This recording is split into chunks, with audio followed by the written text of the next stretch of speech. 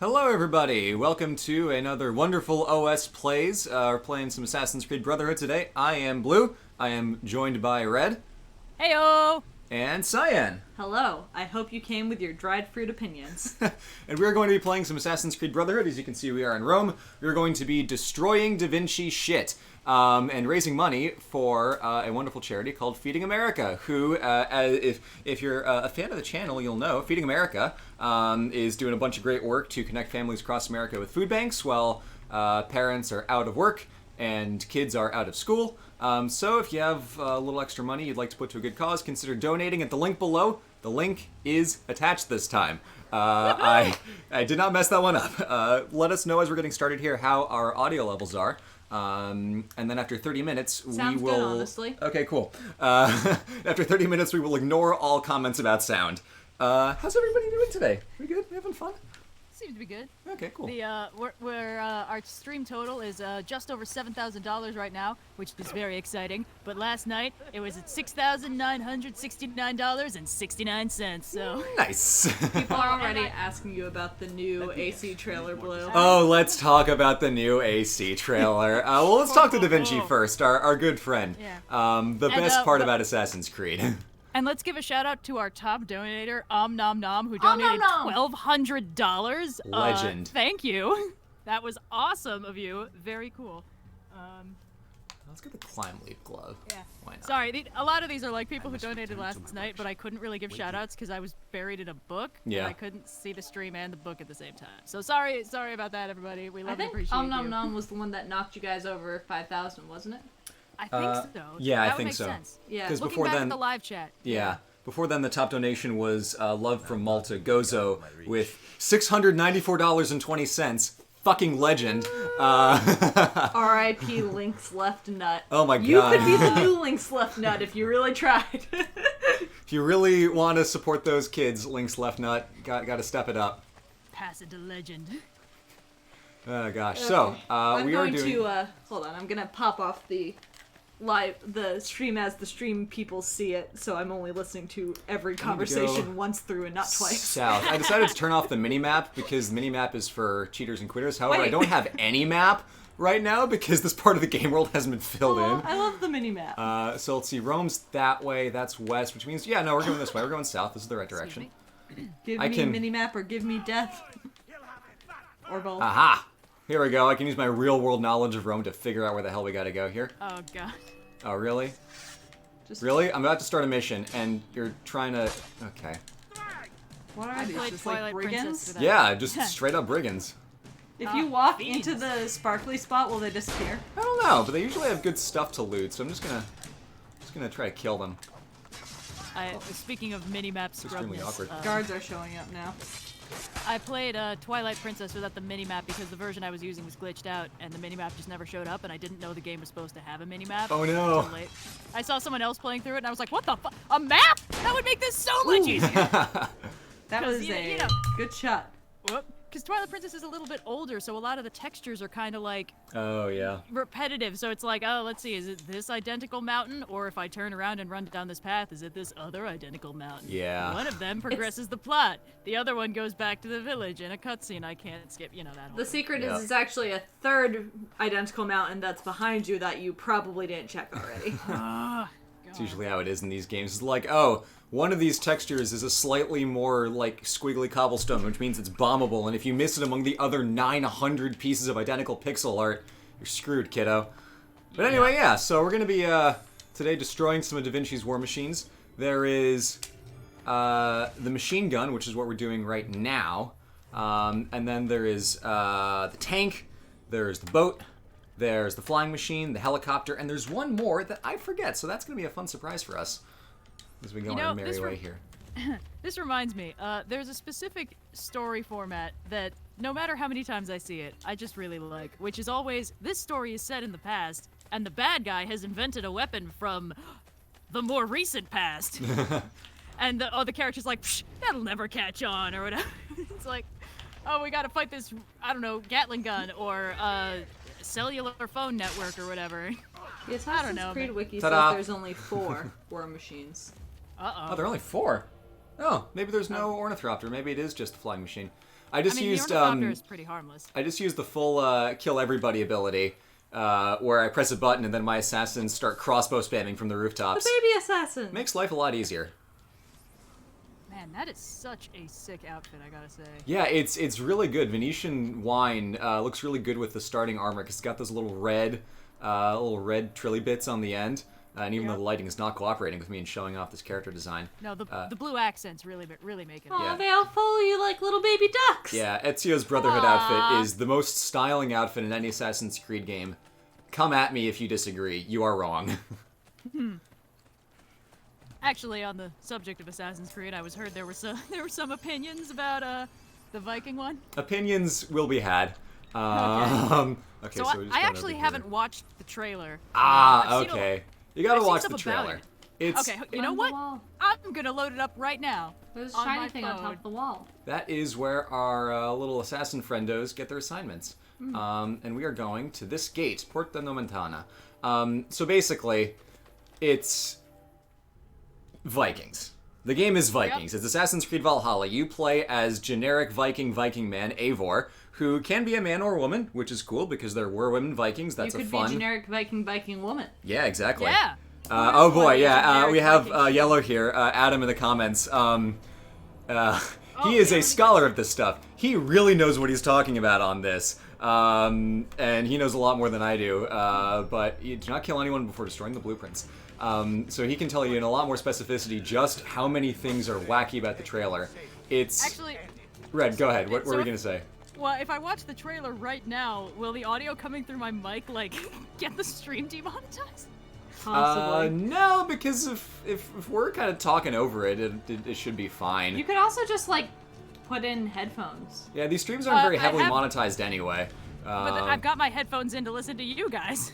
Oh. Do you have a second pair of headphones? If I did, I wouldn't be able to stack them. and my Honestly, just earbuds read it with stopped working. subtitles. It's really not that, Ooh, like... smart. Okay. yeah. Well, give me a minute. I'll just. So basically, the premise of the trailer is King Alfred of Wessex is like, these Vikings, they show up, they come to our lands, coming across our border, destroying our fields. They don't know not anything sending about our peace. best. They just kill, kill, kill. Isn't it awful? Ooh, I'm gonna get spotted. Well, okay. Captions are unavailable because I guess Ubisoft doesn't believe in. I don't know. Caption your videos, friends. Yeah, guys. Ubisoft actually usually really believes in captions. They're on Actually, by hold on. default in most games. This is IGN, and Oh, it's they IGN? don't have any Okay. captions for the video. How dare you? I think I need to go in there. I mean, it looks pretty. I Yeah, can't it hear what looks they're really saying. pretty, but it's playing into a lot of Viking stereotypes. Granted, it does show them as not just being super, like, evil, gruesome murderers of everybody and everything, but, Yeah, it you looks know, like they're refusing to pillage this lady and her daughter. So yeah, you can of all see the pillaging they've- going on, you see they're not evil because they're slightly pillaging slightly less people. And look, they're having cute little sword fights with their small blonde children. Yeah, exactly. How sweet these Vikings are. yeah, Oh, I see. And it's cutting from, like, look at these idyllic Vikings to this, like, bag-eyed evil king who's like, oh, these Vikings. Excuse me while I stand here in silence in the dark with my candles and my royal seal and my dude standing over my shoulder judging me. Yeah. I mean, so- are you truly a Viking if you don't have a dude standing over your shoulder judging you? No, that's not no, the the Viking, king's no that's King Viking. Alfred. Oh! Yeah. Are you truly a Viking if you don't have the world's most magnificent beard and stylish undercut man bun combo? When did the undercut become the default, like, understanding of Viking fashion? Because that's not, Yeah. that can't be accurate. Wait, it's not, but I don't want to get, like, instantly really dark, but Viking culture kind of got seriously appropriated by a lot of, like, really fucky white supremacist Yeah, stuff. which, And so yeah. did the undercut hairstyle, and Yeah. I'm wondering if just, like, if it, like, syncretized, even though, you know, the people who are making this game are clearly having nothing to do with that. Oh, I went too Oh, far. wait, hold on. Climb back. Yellow's in chat. Predictably stereotypical and extremely boring ways, says our buddy Adam in the chat. Yeah, the way that they trailer. have this pagan ritual at the beginning is basically how the English would have imagined a Viking pagan ritual, like, oh, horns and blood and, like, this crazy Aurora Borealis going on. Which, I mean, like, that was pretty. yeah, it was pretty, but they don't, here we go. They don't Okay. super distinguish, you know, what is stereotypical of how the English see it and what is actually, you know, accurate. Oh, you can kill people now, right? Oh, no, can you it kill no, people? you haven't destroyed the blueprints yet. I feel like my biggest question about all this is, how the fuck is this an Assassin's Creed game? It's Where are the not. assassins? That's the Like, thing. There's nothing stealthy about anything that's going on in here. It's like, yes, stealth assassinate this general by stabbing in the middle of the face in an open battlefield. I haven't even seen any hoods yet. Yeah, That's what we call stealth. Yeah, so I'm trying no. to explain myself while also, playing game, but I'm trying it's, to watch the trailer while also talking about it. yeah, it's not. I'm doing none of these things. It's not Assassin's Creed-y really in the slightest. At first I was actually really confused because the bad guys really look like Byzantines because they're decked out in red and like fucking lamellar cataphract armor. And they have this, red banner with a gold cross and little 4 gold thingies in the corners. It's a modified version of the crest of the House of Wessex, which is a gold cross with 4 birds in the corner. So it really threw me off because it's like, why are there Byzantines in medieval England? But it's just the way they decided to style. Why is there a man just walking there, buddy? You gotta find a different place to walk. It's a really... You're on a main road. Like, there's other people there sometimes. Can't you see we're having a chase? But the game is odd because of how it kind of smooshes a bunch of really weird historical stuff together. So, King Alfred, who is like, these Vikings are awful, they're coming and pillaging our lands. Like, well, yeah, the Vikings had their own society. They weren't all raiders. They were mostly farmers. They were mostly minding their own business in Norway. But also, like, mighty odd angle to portray, like, King Alfred as the bad guy for, like, being invaded. Like, sure, the Vikings weren't all horrible people, but, like, they did show up to raid, so it's really weird to be like, yes, Alfred, being pulled on by Templar baddies. It's such a weird presentation that is not helped by the fact that their leading angle is explore the Dark Ages of England. When I say the Dark Ages in a video, it's usually as an aside, kind of in jest to talk about like, Ireland was having all these, monasteries doing stuff while the rest of Europe was dawdling around in the Dark Ages. That's kind of, a throwaway line that is meant to... Did you take the time to hook your horse into the cart? No, it's a different horse. Oh, but what happened to Fred? Fred's back in Rome. Ah. We have a horse named Fred. Fred's in a better place now. Yeah. No! In Rome. Not on this war-torn Sent path. gets sent to an empire upstate. But they use the term Dark Ages to talk about the England that's going on here, which is really irresponsible to lead with that.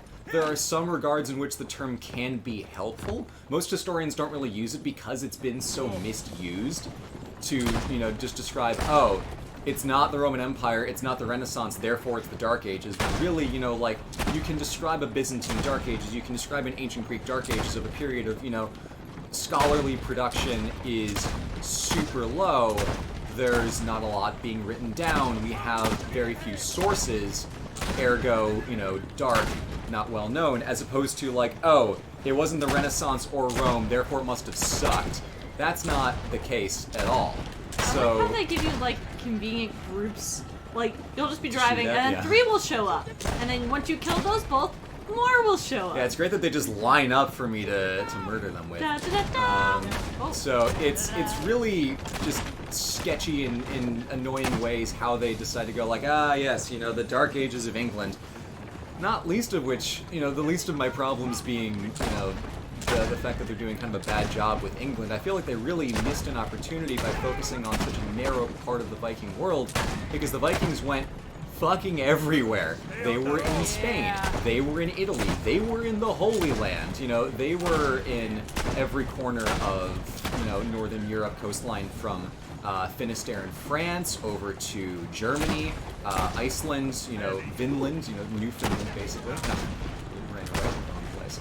So just focusing on the Great Heathen Army in, late 800s England is the most Viking-y Viking choice. It's already been done to death by, I think it's Showtime or like HBO's or whatever channel's Viking show. Oh no, everyone's been doing it. Vikings are like the hottest shit. Well, no, but it's For the end of the specifically 2010s. it's specifically the same exact time period as the show. It's the same thing. It's England, Great Heathen Army.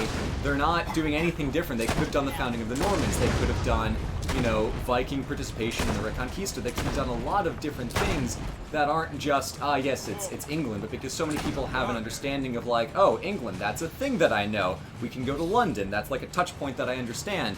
It drowns out the more interesting and nuanced options. Even England later would have probably been more interesting because there are more set societies and kingdoms that you can, work with, that it's not just like a big kind of gray mush of stuff that we don't have a lot of data on. Yellow says he thinks you talked about this. Oh, the History Channel show. That is exactly it. I wasn't sure. Yeah, History Channel show Vikings. 800s England's Great Heathen Army is kind of a mush. 1000s Canute we have more data on. The reconquest of, England from the Danelaw we have a lot more data on. It's just... It's annoying that they're going so narrow and blowing up England's to be basically the entire game map with like a smidge of Norway, I guess. We don't even get Denmark, we don't even get Scandinavia. I mean, who knows what they're not telling us, but it's frustrating that they're focusing in so narrowly on a period so early, not even including Ireland, which was a really interesting setting. Dublin was one of the coolest places in the early Viking world, but apparently not. We're not getting that. So it's just annoying that this is what they chose to do with it, and that they're going so hard on the, Dark Ages angle of it, which I think is just a little irresponsible. That's my beef with it. Not even to consider the fact that there are not a lot of tall buildings in late 800s England. There is London, kind of, and a couple churches, and everything else you'd be lucky if you see anything with a second story. So, it's just gonna be a bunch of monasteries, which isn't fun. I have two thoughts on this. Thought number one, if they'd said it around the writings of the Eddas, it would have been funny because you could have had Snorri Sturluson as an NPC, like Da Vinci is in here. Yeah. You can hang out with him and he's like, oh, this gives me a great idea for my new book. The other thing is, I kind of really like the idea that in any civ building game, there's a random chance that Vikings could show up. You're building an empire in China. Oops, Vikings are at the door. Yeah, exactly. The Vikings went everywhere from Russia to Constantinople, so it's disappointing that this is the choice they made to get, maximum Viking at the expense of more interesting history going on in the world with what the Vikings turned into later. So they're really trying to focus on, the raiders and the settling and stuff, which is okay, fine, but, the Normans are more interesting because they built more. You're really just upset that they don't have the Normans. I am really just upset that they don't have the Normans. This is what this all boils down to. I also liked how the only assassinating thing in that entire trailer is that he stabs a guy with a hidden blade. Yeah, exactly. And it's not even on the right side of his forearm. Yeah, apparently the way the developers envisioned it is the Viking took this hidden blade and thought, why would you hide this? This is dope as hell, and just turned it around so that it's on his forearm, which, honestly, mood, but a little annoying. Did you get what's in the chest? I did. It just, we don't have money updates on, so we don't get loot updates. Yeah, hold on. I'm going to turn the window open a little bit more, because it's hot in here. And the heating is still on, even though it is May. Well, but it was also 40 degrees yesterday. It was also 40 degrees yesterday, point taken. Just because it's 60 today doesn't mean that we didn't need the heat yesterday. So I'm sure it will be a fun game for being an RPG, but okay, I need to turn on the minimap right now. I'm sorry, I'm a failure. But I like it's the minimap. Do it for me. Do it for Cyan, absolutely. I like the minimap because I cannot locate myself in space particularly well, and the minimap helps. Yeah. But I'm sad that they're kind of stereotyping the Vikings a little bit, towing this really weird line between who was the good guy and who was the bad guy, because they're really framing England as bad and Vikings as good, which is just too dodgy to be a tenable comparison. So yeah, here's the problem. England bad is a not exactly controversial statement for most of human history, but Vikings good is a little harder to justify. Yeah, and you can do it a lot easier if you go later when they started really settling and basically stopped raiding. Because then, the Normans are a great example of, they showed up to a culture, adopted it wholeheartedly, and then took it to new heights that it couldn't have gotten to before without, this outside influence of, the Viking, Scandinavian culture. It's, they took up Christianity, and then they were great at it. So, it's weird. It's weird, the angle they're trying to take, and it's hard for us to really critique it accurately and not just throw stones about it doesn't have the thing that I like, therefore it's bad, which, granted, guilty as charged. But given what they've shown us, I wasn't gonna say it. Given what they've shown us, it is odd. And I don't really feel super hyped about it, which, I mean, great, I saved the hype. I was excited for about 16 hours until I realized, okay, they're doing the part that I don't really care about. Cool. Alright, well, I'll play when it comes out. The best Assassin's Creed game this year is going to be Ghost of Tsushima anyway, so it's fine. Okay, real quick, yeah. someone in chat is yelling that I'm quiet. Am I actually quiet, or does No, that person not need to turn up really. their volume? I Okay, mean- there it is. Like, you're quieter than Blue is, but you are not quiet. You're very audible. Just a loud person. Okay. I don't want to sass too hard, but like on yesterday's stream, there are a few comments on that are like, it's quiet, and it's like, turn up your volume, Bustaroony. I can't do that much on my end. Yeah, And there's no background music to drown me out. You can just turn up your sound. It won't hurt you. Anyway. See how long it takes for my assassins to kill this guy. Oh, they're riding in on horseback. Ooh, your assassins have horses now. That guy's looking at you. They're not doing a very good job of being assassins. Guys, Oh, that am I guy. going to have to kill this man myself? Apparently, yes. Oh. Who cares? Assassins! Come on, guys. Now would be the time to help me kill. There we go. Now you're showing up. Fantastic. Appreciate your contribution to this assassinating enterprise that we got going on here. Wow. Ignore the glitch. Red, now a bunch of people in the chat are just going, turn up your volume, bucko! I believe the word was Bustaroony. Bustaroony. I've just been adding more syllables to my nicknames the longer I'm in quarantine. Valid. But yeah, we do our best with the audio settings. It's a complex audio setup. Just adjust your volume. Today's setup was Listen remarkably carefully. smooth, all things considered. Well, that's only because we PlayStation streamed 2 days back, so Yeah. it was set up to stream as opposed to usually Yeah. when we're not set up to stream because, believe it or not, you're not a gaming channel. No. Do people still want me to sass about Assassin's Creed, or are we done? Assassin's Creed? Sass. A sass, just one. Oh, clearly not, because I've been going on for too long for it to be just one sass. Another reading stream, but a fire cracking slowly gets louder and louder as the stream progresses. Huh. The fire doesn't have a sound effect. But- They know that, right? Yeah, I think they do. I think their point is, like, it's slowly, like, because you said, like, there's no background audio, I think they mean, like, the background audio slowly gets louder and louder until the point it eclipses your speaking. Oh. Well, that would be funny, but hard to set up, actually. So yeah, sound off if you want me to shit talk this new game that people worked hard on Do you for our want to maybe enjoyment talk more. about the war machine that you just destroyed for the Oh people who yeah, missed so it? we destroyed Da Vinci's machine gun first. I think this one is the flying machine. Hell yeah! Oh, it's a bomber now. Cool. Don't get shot while using it. Yeah. So I'll be right back. Okay.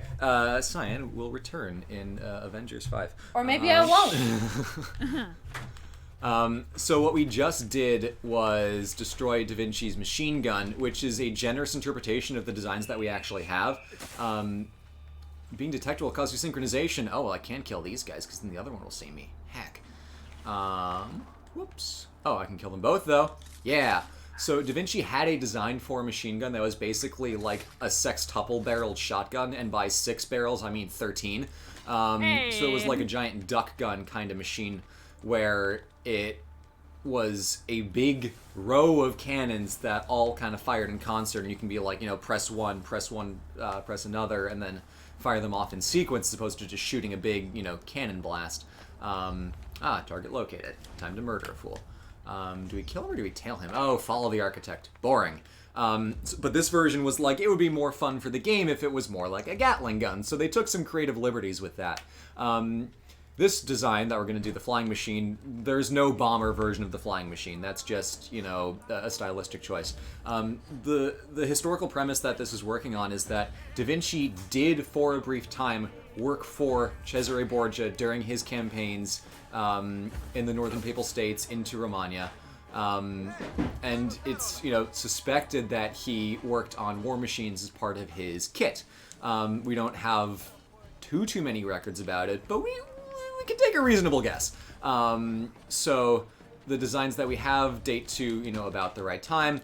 Most of them probably were never built, especially in the case of the tank, which is designed to be undrivable because the way that he drew the gearbox, I mentioned in my Renaissance Artist Antics video, he drew the gearbox backwards. It's a very easy fix. You just flip it around, but only Da Vinci would have known. And if you just built it as the designs instructed, you wouldn't be terribly sure of what was going on unless you're smart enough to know how gears worked, which most people weren't. So it was a pretty good deterrent of just building it, in a way that didn't work. The flying machine just wouldn't have worked. Oh, this is an Assassin's Creed 3. I can't climb that. The flying machine just wouldn't have worked because the physics of the weight distribution were not right. There's too much weight in the human torso, and it wouldn't have fit with the way that wings are supposed to operate on regular birds. So that just wouldn't have happened. The ornithopter was a better design. His aerial screw. I'm getting that right. I think the ornithopter was the bird-winged one. Oh, it is? Okay, then I don't know what the aerial screw was called, unless it was just the aerial screw. But that one was a little bit more... I screwed it up. That one was a bit of oh, shit. Heck. Well, I pressed the wrong button, and then everything got fucked. That was a bit more sound of a design, but the screw would have needed to be much larger and spin at a much faster rate than any tech in the Renaissance could have done. So there are probably versions of it that could work in a modern setting, but it would be very complicated to actually build as designed. And then his boat is just... it's a boat with a gun. What are you gonna do? It's like Guns. a Gun ship boats. with arrows, but now it's a ship with gun. Yeah. Want to talk about a hyena with gun? That boat can get it. I really, really like Da Vinci as like a figure and a character because anything he shows up in, he's just so funny. But he's also, he's responsible for so many of the mad genius tropes that we have. But I don't want to go like, oh, your fave is unproblematic, but he seems to have basically been just a decent dude who liked inventing crazy shit in his spare time, but also didn't want them used for evil. He was happy to paint, and also he'd be like, so I came up with this design for a machine that could instantly destroy all life on Earth, but part of it is backwards, so nobody can build it. Yeah. I don't know, he's just so fun. No, you're not wrong. Sweet Michelangelo is described as not being a fan of Da Vinci because he thought that Da Vinci was too flamboyant in his dress and attitudes. Michelangelo was much more reserved of a character and usually just dressed in all black robes. He thought Da Vinci was kind of a diva. Of course, he didn't know Brunelleschi, so he's never met a real diva before. But, unless you are specifically Michelangelo, you probably Who's would that not. Dude? It's just some guard or Michelangelo. Just a very... I meant the really agile He's one of the other guard. Ninja Turtles. Oh, come on. Yeah, because the guard ninja ran at you. I pressed square to kill him. Okay, fine. We're gonna get it right this time. Someone in the comments was like, I made tater tots. Anyone want any? And I was like, yeah. Just throw them really far out your window. And then Yellow was like, They'll I reach. also want tater tots because tater tots are great. What's I'm everyone's making so many fried hash browns. potato opinion? Oh my god, not this again. Cyan is an agent of food chaos. I think there is no wrong way to fry a potato, and that's my Correct. statement on the fact. That's fair, but like your preference. Honestly, anything in the hash brown vicinity. is Ooh, really good for me. yeah. I like hash browns. Or like really good home fries are pretty good. Like with the onions and paprika, all crispy. Nice, yeah. Yep. But, Red, to your point, Da Vinci is probably as close to a historical unproblematic fave as we can get. Unfortunately for him, he was the victim of some various persecution for reasons relating to what he chose to do in his spare time. But, for the most part, he, didn't cause any trouble, didn't get into any trouble. He was just a good dude who liked to draw shit and just, make things. Best historical good boy. Yeah. Homemade potato chips are great. Did that too. Excuse me, Okay. good sir. Come on. Ow! Should've Time for had some that. controversy. What would Da Vinci's favorite potato be? And why is no. it that thing where you make the mashed potatoes and then you pipe them into a shape and fill them with gravy and then cook them? I'm sure he would love those. I have to be the historical prick who tells you that there wouldn't have been potatoes in Europe at that point. This is a hypothetical controversy. But given it is a hypothetical, I think he would have been a fan of fun shapes because he would have liked the ingenuity in making them happen. I highly Honestly, doubt yeah. they were making complex mashed potatoes in Da Vinci's day, but go You know off, what? I guess. I feel like Da Vinci is a curly fries kind of guy. Ooh, Oh yeah, Yeah. he would love the Simple fact that yet they just elegant. kind of yeah, exactly. Yeah. they're screw-shaped. He would love that. Yeah. Yeah. Speaking of simple and elegant, I didn't finish mentioning it, but the boat design is probably based on Da Vinci's design for a double hull in a ship, whereas previously boats had a single hull, and if it punctured, you go down. you drown. Boat get hull, boat but go sink. Da Vinci designed a version where there are two kind of overlapping hulls to the ship, which is extremely simple but extremely effective, and it's emblematic of the kind of design that he had, where it's like, yeah, if you think about it for 2 seconds, you probably would have come up to that answer. Nah. But he's just such a good The engineer. person dropped off, right? So you can go Yeah, over. he's not on my ass anymore. Also, Just such a good someone engineer that he thought about it. and drew it. Posted, could you imagine Da Vinci with a potato battery? And that would actually have been amazing. Oh, that would have been beautiful. I feel like he would have started from a potato battery and been like, but what further potential is there? And then Can I make a potato capacitor? Give Da Vinci a potato battery, and in 3 weeks, Give Da Vinci a potato battery, and in Take 3 two. weeks you'll have an arc reactor. Honestly, yeah, I feel like he'd probably be like, okay, well, what's the chemical reason for this? And then he'd move on from the potato and go back to eating potatoes while he worked on his new chemical battery. Yeah. It just feels like the train of thought. The chemical reason is salt, I think. Well, yes. Believe it or not. Which is why Brunelleschi could have made it too. Hey! Oh god, I love Brunelleschi. Don't get me wrong, he is my absolute favorite. But oh my god, what a diva. I feel like now we should watch the Rick Steves Room tonight to round this off. Oh yeah, we should. I mentioned earlier, but Sign and I were playing Rick Steves Bingo and got tweeted back by the man himself, slightly concerned for our well-being. And our livers.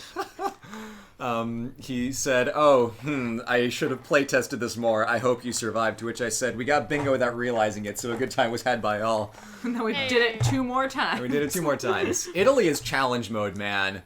It's you get bingos fast. We were at 6 bingos by the end of the Siena and Yeah, Assisi like if you do the episode. ones that are like more like, hey, look at the cool nature that's in this area, you don't get as much because a lot of it's like, he goes and eats, he has a local drink, he says thank you in the local language. So like if you're just out and about and there's did you knock over some dude's box? Yeah, but like that's on him. I was in a group. I'm blended. I'm socially invisible right now. Sorry, continue. If you're in like a one that, there's a lot less people that he interacts with, you get a lot less of them. Also, we still haven't gotten a guidebook plug. Yeah, he usually does that all the time. He's like, oh, like these are the kinds of restaurants and hotels I like to recommend in my guidebooks. It's like, Rick, plug your guidebooks more. We need to get that square. The closest we got was one where he was like, this is the kind of place I would recommend. And then stopped and moved on to the next scene. And we're like, Rick! The funny Yeah. thing is, I was like, you recommended Rick Steve to me like 2 years ago, and I was Yeah. meaning to watch all this stuff, and then I like just put it off because I had other stuff to do. And like normally I put videos in the background so I can multitask, but for something like this where it's so visual, I can't really do that. And now I feel like I can't Whoops. watch any of them because I'll die instantly from the pining the moment he's like, and this country's really beautiful, and I'm like, it is, isn't it? Ah!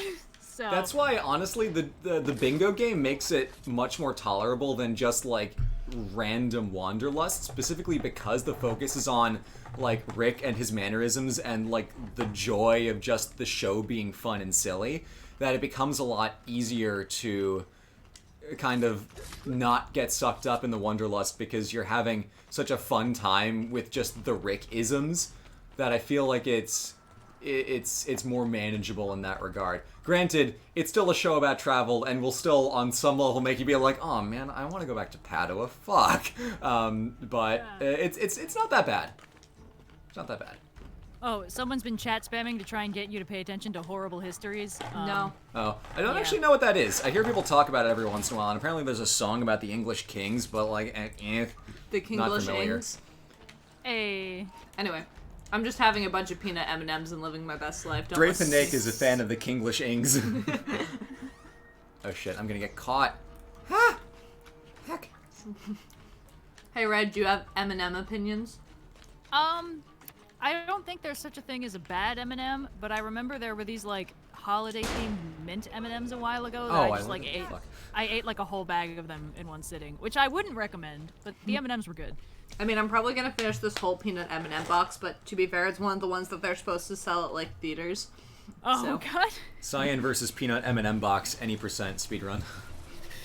We're already done. Speedrun accomplished. Woo! I have a couple more. I like to sort them all by color, and then you eat like them in rainbow order at the end for an Uber bite. I also sort them by color, but I usually eat them so that like the numbers of them are equal. Yeah, So yeah, if yeah. they're- yeah. Yeah, I do that, and then I save the last one of each color, and that's the Uber bite. Oh, absolutely. Yeah. Good. Glad we're on the same page, because that's how all people should eat colorful things. I like how he just like didn't even protest. He was just like, oh, well, I guess I'm dead. No, he had a slight cough, so that meant that it was carte blanche for me to kill him. I see. Yeah. That's the way the world works, you know? Yeah. We're worried about plague.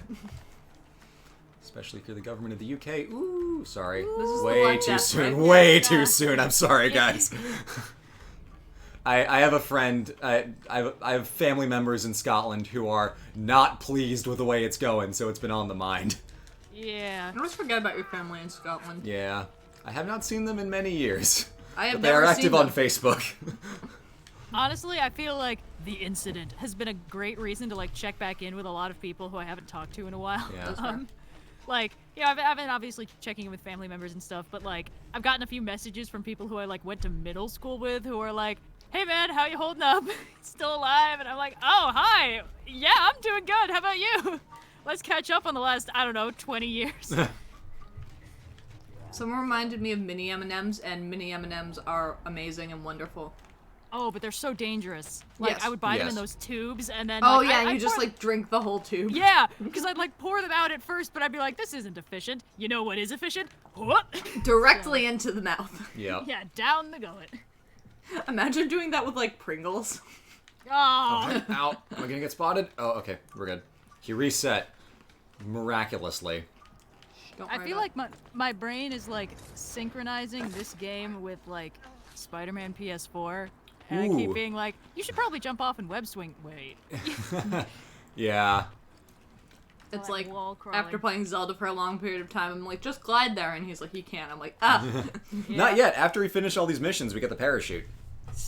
Huh.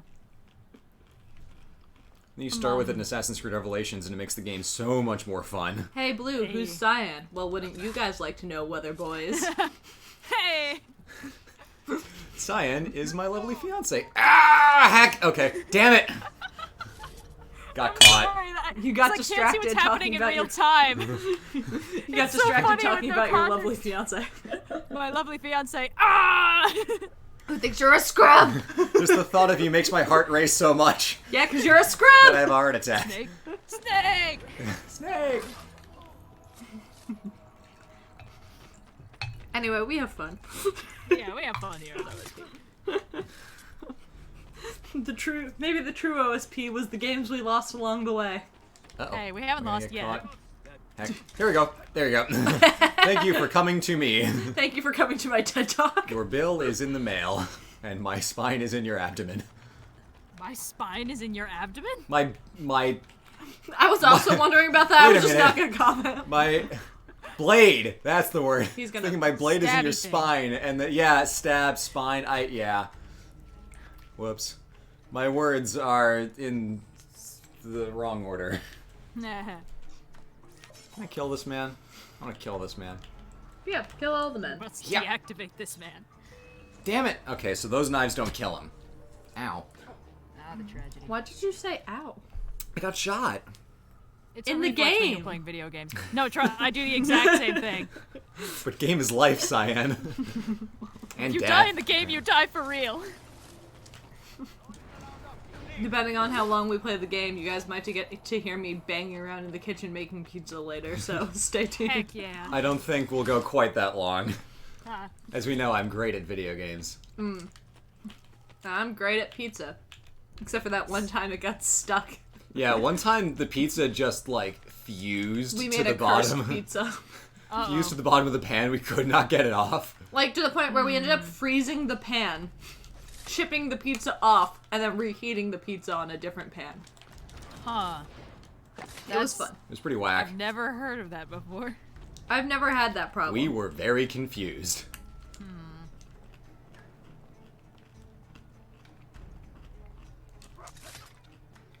Is that man going to see me? Hope not. Not if you walk away fast enough. Alright. This man comes to check on his friend, and he walks away, and then I stab him in the face. Back. Or the back. I feel like everyone in this game is a little too blasé about, like, 57 guards were murdered on rooftops last night. Someone was like, you should use your crossbow. Damn it! Again! Same guy! Do you have a crossbow? No, I That haven't bought it sucks. yet. I'll buy it after this. Makes the stealth a lot easier. Hope you'll have seen the same 5 minutes of gameplay. Ah. Oh. Why else would you come to an OSP stream? For Impa, obviously. Yeah. Around that way? Okay. Oh, I have to go over there. Oh, okay. Are you just doing it wrong? I may be doing it wrong. Let's try a new tactic. What tea is this? This is the oolong that we made Oh, earlier. the ginger one? Yeah. Oh, okay. Yeah, it's just a little colder now. We got more tea from Harney and Sons. It's fun. We own arguably too much tea, but like in actuality, not enough tea. We were reassessing our tea cabinet today and found on the order of like 30 tins, roughly. Yeah. Wow. Yeah. That's a lot of tea. Well, but like they're different kinds of tea. So you have your black teas, your oolong teas, your green teas, your white teas, your herbal teas. There's some more coffee flavored than in others. there. Yeah. A lot of them are gifts because people used to always get me socks for my birthday because I said it as a joke once, and then the Oh, next no. 9 years involved me getting a lot of socks. I still have a lot of socks, but the problem is I generally wear compression socks because medical things. Right. Good job. So I don't get to wear the fun socks. So people have now stopped buying me socks, and people are just like, "Oh, hey, I got you this gift. It's tea." I'm like, "Oh, thank you." And then I got Blue into tea, so people are like, "Oh, hey, Blue, you get tea too." Yeah. And then we combined our tea stashes, and now we have too much tea. Aw.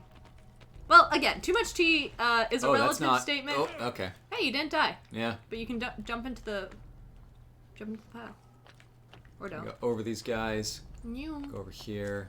That guy's gonna see you though. Attempts to avoid. Oh, This. Oh, let's oh, get look, a this chest. Chest. Yeah.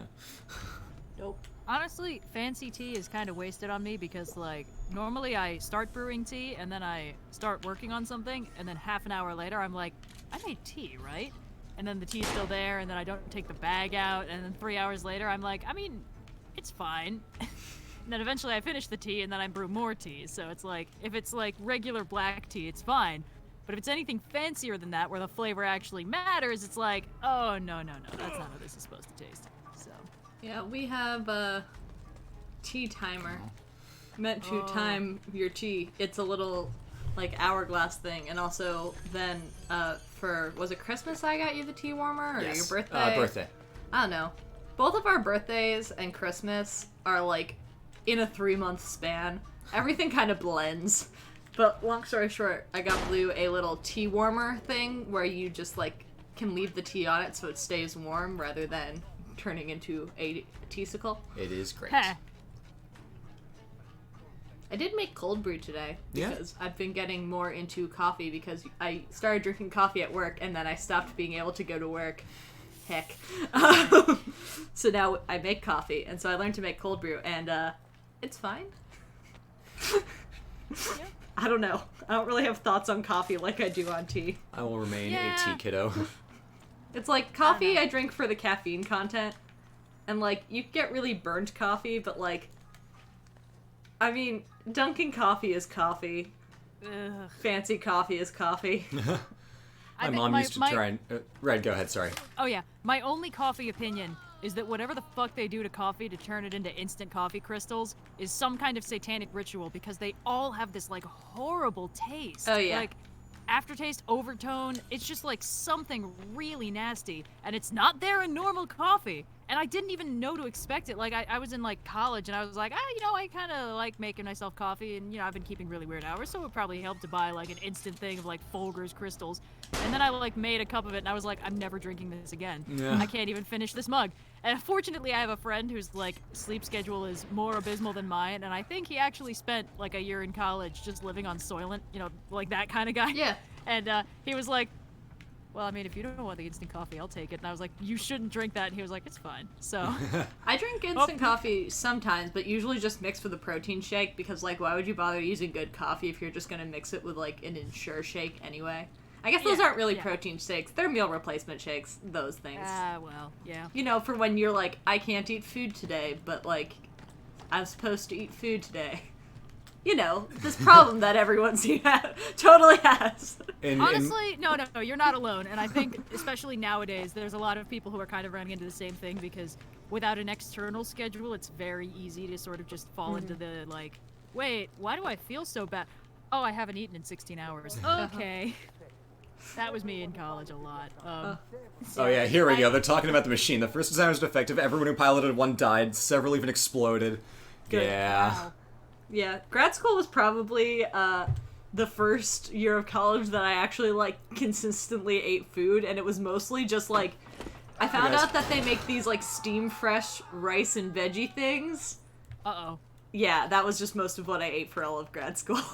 Oh, yeah. Doubling back to coffee for a second, my earliest experiences with coffee were my mom saying, hey, Blue, try this coffee thing. I assure you, it tastes like vanilla and caramel. And there were, like, little Starbucks drinks, and I'm like, wow, this tastes like burning. Yeah. Yeah. It tastes like acidy fire.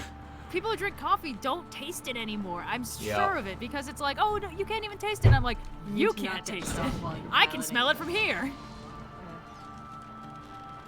But yeah, the failing to eat meals thing. Yeah. I learned my lesson once, and it didn't stick entirely, but it was pretty memorable. I would do this thing where, like, I would wake up, before my class, and then usually I would, like, wait until after my class to, like, eat lunch. But I wouldn't eat breakfast, really. So that's already not good. And at one point, my class was kind of later in the day. It was, like, first thing in the afternoon. But I still hadn't eaten anything, and I was, like, working on finishing a project, and I was working in this cafe right by campus, which had, like, really good, like, cakes and desserts and breakfast omelets and stuff. And I always went there for cake, and I didn't go there for, like, proper food. And I was there, and I was like, I feel really... Oh, you know what? I'm probably hungry. Well, I could get, like, a quiche or something, or I could get a delicious slice of cheesecake.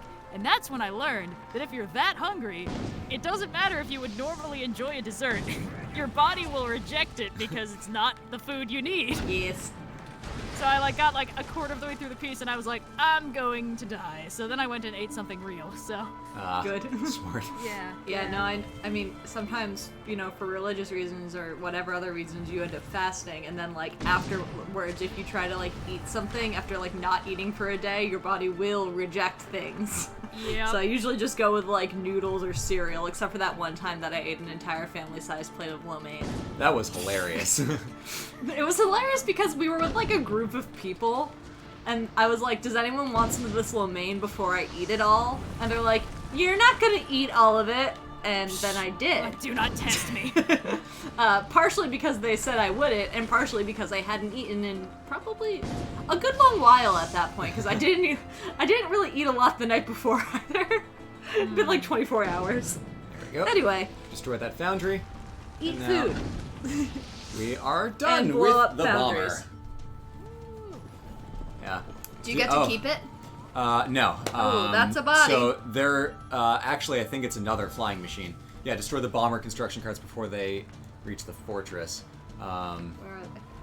Oh, they're up there. Yeah. See if I Can you, like, control the speed on this thing? Not really. Just pitch. Oh, well. Hey, you left the horses alive. Good. Yeah. They're now safely in the back. Come on. I realized something a couple nights ago. Yeah. When I was reminded of the existence of Into the Unknown. And Oh. I realized, that's the thing, like, all that shit was like 2 or 3 months ago, and my brain has completely partitioned everything that was like in pop culture from before the incident to like some completely separate part of my brain. And I was like, what? There was like a whole bunch of songs. And what happened to them? Yeah. So yeah, it's weird to think about. In the Unknown is a banger, though. Like, people were talking shit, but no, that song rules. Oh, no, too high. Oh, heck. There we go. Oh, did you get it? Yep. This is very dizzying if you, like, are Yeah, afraid of heights or get motion it's sickness. really weird to control. It was much better when it was just in Venice, and you weren't, like, going up and down and up and down and up and down. Oh, God. To kill this guy, too. Of course. Why wouldn't you? Like, the flying machine was fun when you're in a city, but it's like, hey, what about being in an open field? It's like, no, that's not fun. There we go. And game. In the DLC, the Battle of Forlì, they give you the option to ride the flying machine around Forlì for fun, since you can't replay the mission with the original flying machine in Venice. But Forlì sucks, so that's not fun. I watched a video of like Assassin's Creed 2 10 years later. Cool guys don't look at explosions. I watched a video of Assassin's Creed 2 10 years later talking about like, even to this day, the game worlds are so evocative. You know, like there's Florence, San Gimignano, Venice, not you. And then it was Forlì, which is like, because Forlì was a very Romanesque city, so it's like, okay, cool. It would have been a much earlier style of medieval architecture. That's great. Can you make the whole city not look brown, please? It's like, Florence has colors, Venice has colors. Just give it a little bit of character, and it'll be fine. Because marshes isn't an engaging space for Assassin's Creed gameplay. Valhalla. Are you just adding the entire country of England? No, not in this case. In this case, England is not the bad guys. England was being England on its own, and the Vikings showed up, and, you know, England gonna do what England gonna do. No, I meant the thing about marshes. Oh, no, it's because it's just, like, a lot of flat lowlands in places. Like, England has some marshlands, not a lot, it's mostly just fields. Yeah, it's mostly fields and shit, rocks and sheep and stuff. But my point being, like, large flat areas, not conducive to fun Assassin's Creed gameplay. Yeah. I feel like Assassin's Creed, it's such a strange franchise to me. Yes. Because it feels like its entire thing was, we need a framing sequence to justify this cool Fred. historical game. So, you know, they do the whole modern plotline, and then everyone agrees, like, the modern plotline is the dumbest part of these games. Yep. So they slowly pull back on it, but now it's like, what the fuck is the framing sequence for this game? Like, you kind of sank yourself into this whole, oh, well, you know, there's like a generation-spanning Ran that guy over. conspiracy. No, he was trying to rob me. Oh. You still ran him over. Yeah. That's fine. Sorry, Red, continue. And, yeah, the whole, like, generation-spanning conspiracy thing that, to my knowledge, is actually the plot of Assassin's Creed. That it's, like, Templars versus Assassins and there's, like, pieces of Eden or some shit. Yeah. Like, that's the whole point, right? But Yep. because the actual draw of the games was cool historical setting, cool historical gameplay, like, that's all you hear about, and it's clearly the thing they're shifting focus to. I mean, you know, with Valhalla, it's like, how is this Assassin's Creed? And also, what's happening? Yeah. Also, why? Yeah, also, why, exactly? Yeah. It's Cleo. Oh, Cleo has entered the chat. Hi, babe. Hooray, our HR manager has arrived. Cleo's now canonically HR for OSP. She is paid under the table, because she Mostly likes to in- hang out over the table. Mostly in Under the pets, table. treats, and occasionally milk, since we've learned she's not lactose intolerant. Cleo loves milk. Yes. Cleo's all about Cleo milk. is very about milk, to the point where if you put down a mug, she will inspect every mug to make sure it's not milk. Yeah. Yeah. Because we drink milk totally on a daily basis. Yeah. I actually don't know why she thinks there's milk in mugs. Yeah. And we sometimes, if we do give her milk, we put in a little tiny, because I have these like tiny ramekins, so we'll put it in the little tiny ramekin. But that means if you put anything in the little tiny ramekin, she thinks it's for her. Mm-hmm. So today I was making whipped cream, and I put a little bit of the extra cream in a little tiny ramekin, because it was a tiny amount of cream. And then I turn around to just see her drinking the cream, and we're like, Cleo, no! Yeah. But back to Red, to your point about Assassin's Creed, it's really weird because the framing sequence is gone, and it's now this weird kind of hodgepodge of historical stuff. Originally, it was like, Assassin's Creed 1, you are an assassin in the Holy Land, fighting against both sides to advance your own goals against the backdrop of this historical period. You are an assassin in this conflict. You're not a crusader. You are not a crusadee. You are an assassin in between it. In Assassin's Creed 2 and Brotherhood and Revelations, it's like you are this Italian nobleman running around in the Renaissance doing your thing. Nobody ever knows that you were there. They only maybe kind of see the hood as you're leaving. Assassin's Creed 3 flips it a little bit and is like, okay, you are, a figure in the middle of these two worlds. You're, half of you is Native American, half of you is British. That puts you in a very weird spot for kind of fighting for the colonial cause, but also you kind of think that some of them are dicks. And then Assassin's Creed 4, it's when they did pirates? Yeah, Assassin's Creed 4 is like you are a pirate first and an assassin second. And then the other games really leaned into that. So, it's Assassin's Creed Odyssey is like you are a Spartan who's also an assassin. You are a Viking who is also an assassin in Assassin's Creed Valhalla. So if the modern style of making Assassin's Creed games was active now, you would have been playing as your Crusader in AC1. Instead of playing as an assassin in the Crusades. It puts you at the foreground, where Assassin's Creed is best when you are in the background of a setting. So I feel what like... was the Egyptian one? The Egyptian one is just kind of bad. I didn't like it. I told 2 different people not to play it today because it was on sale. Okay. It's like, oh, I have Assassin's Creed Odyssey. Should I play Origins? Like, no. Why would you play the worst game? But I like the uh, office section. It's got People good in the music. chat are like, wait, Cleo's a cat? You made it your cat HR? Yeah. She does good work. Very hands-off HR department. But we also forgot Syndicate, I think. Oh, yeah, Syndicate. Well, Syndicate was... I mean, it was very... It's the case of, like, a couple streams ago when we were playing Untitled Goose Game, we talked about, like, taking the core, facets of a genre versus taking just the aesthetic trappings of it.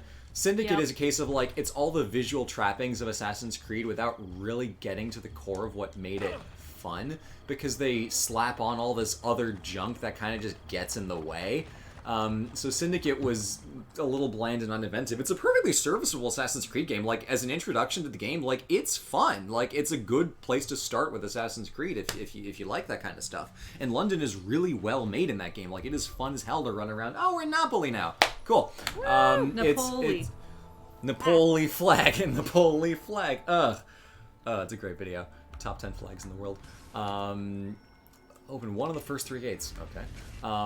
But Cleo better be a bridesmaid. Do you think cats are like, they'll listen to you that much? It's not like people always have their dogs in their wedding, because dogs will actually listen when you tell them to come.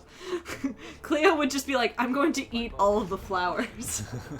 She's already eaten several of our plants. We have to cover them in foil. Listen, if you don't invite her, I'm bringing her as my +1. If you do that, you can make sure she stays in one place. Good luck. Well, I'm not making any promises.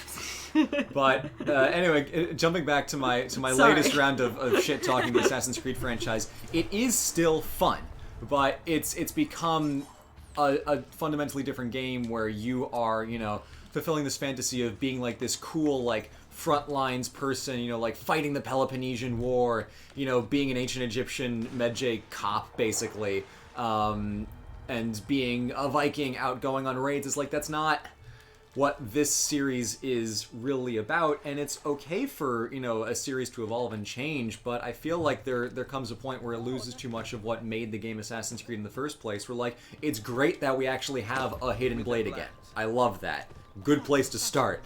But, social stealth, being a blade in the crowd is such a core part of what made the games so fun in the first place that it's just like, no, the cities. Give cities.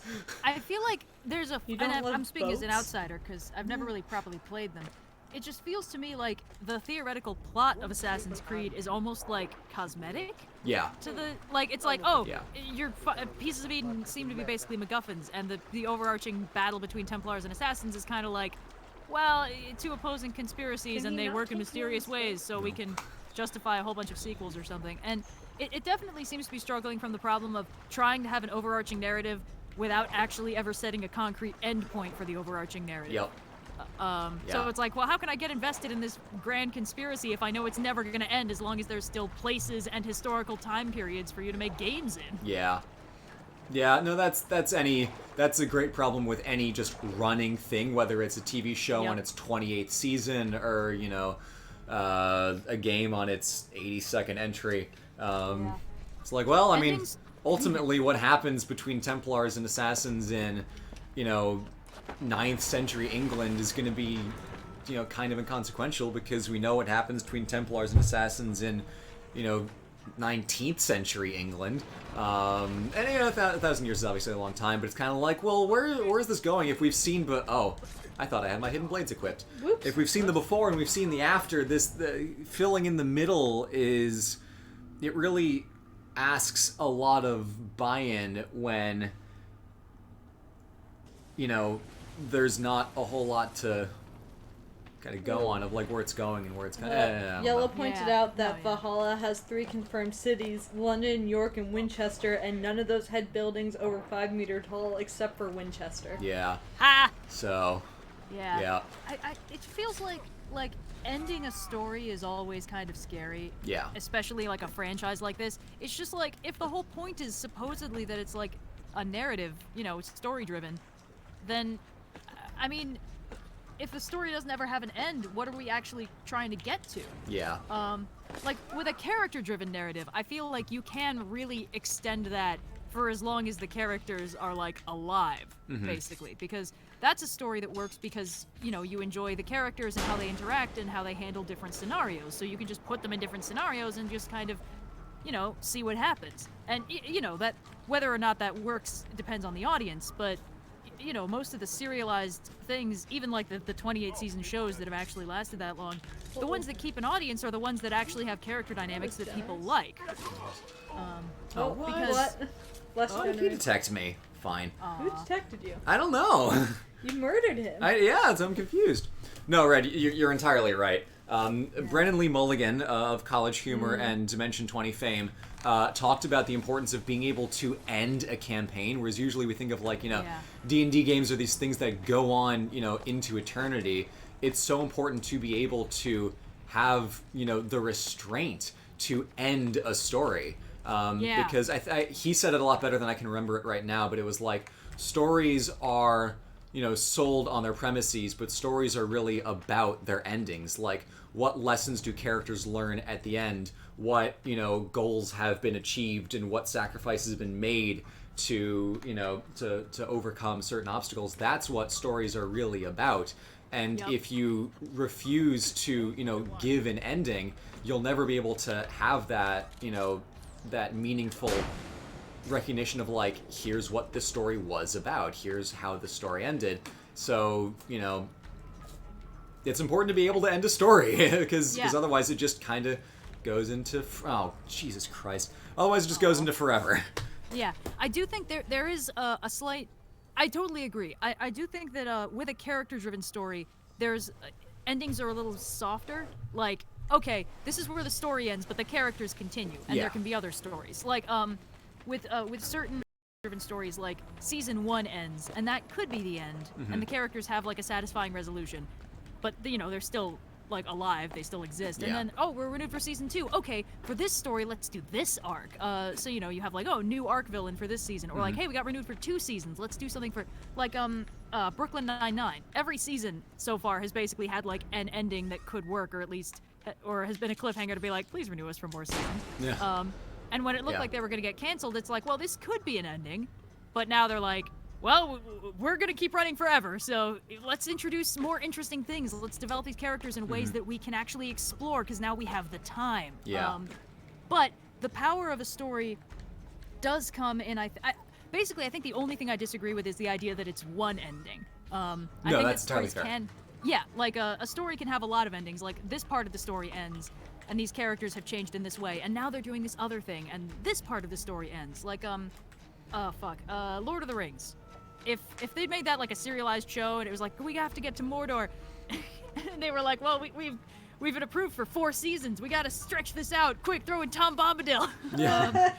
you know, like stretch it out. Oh, let's cut over to these guys. Let's do a comic relief episode with Merry and Pippin or something. And like if they keep getting renewed, they're like, well, shit, we can't get to Mordor because that's when it ends, or that's when it starts ending at least. Yeah. And then So- you go for a whole nother season after that.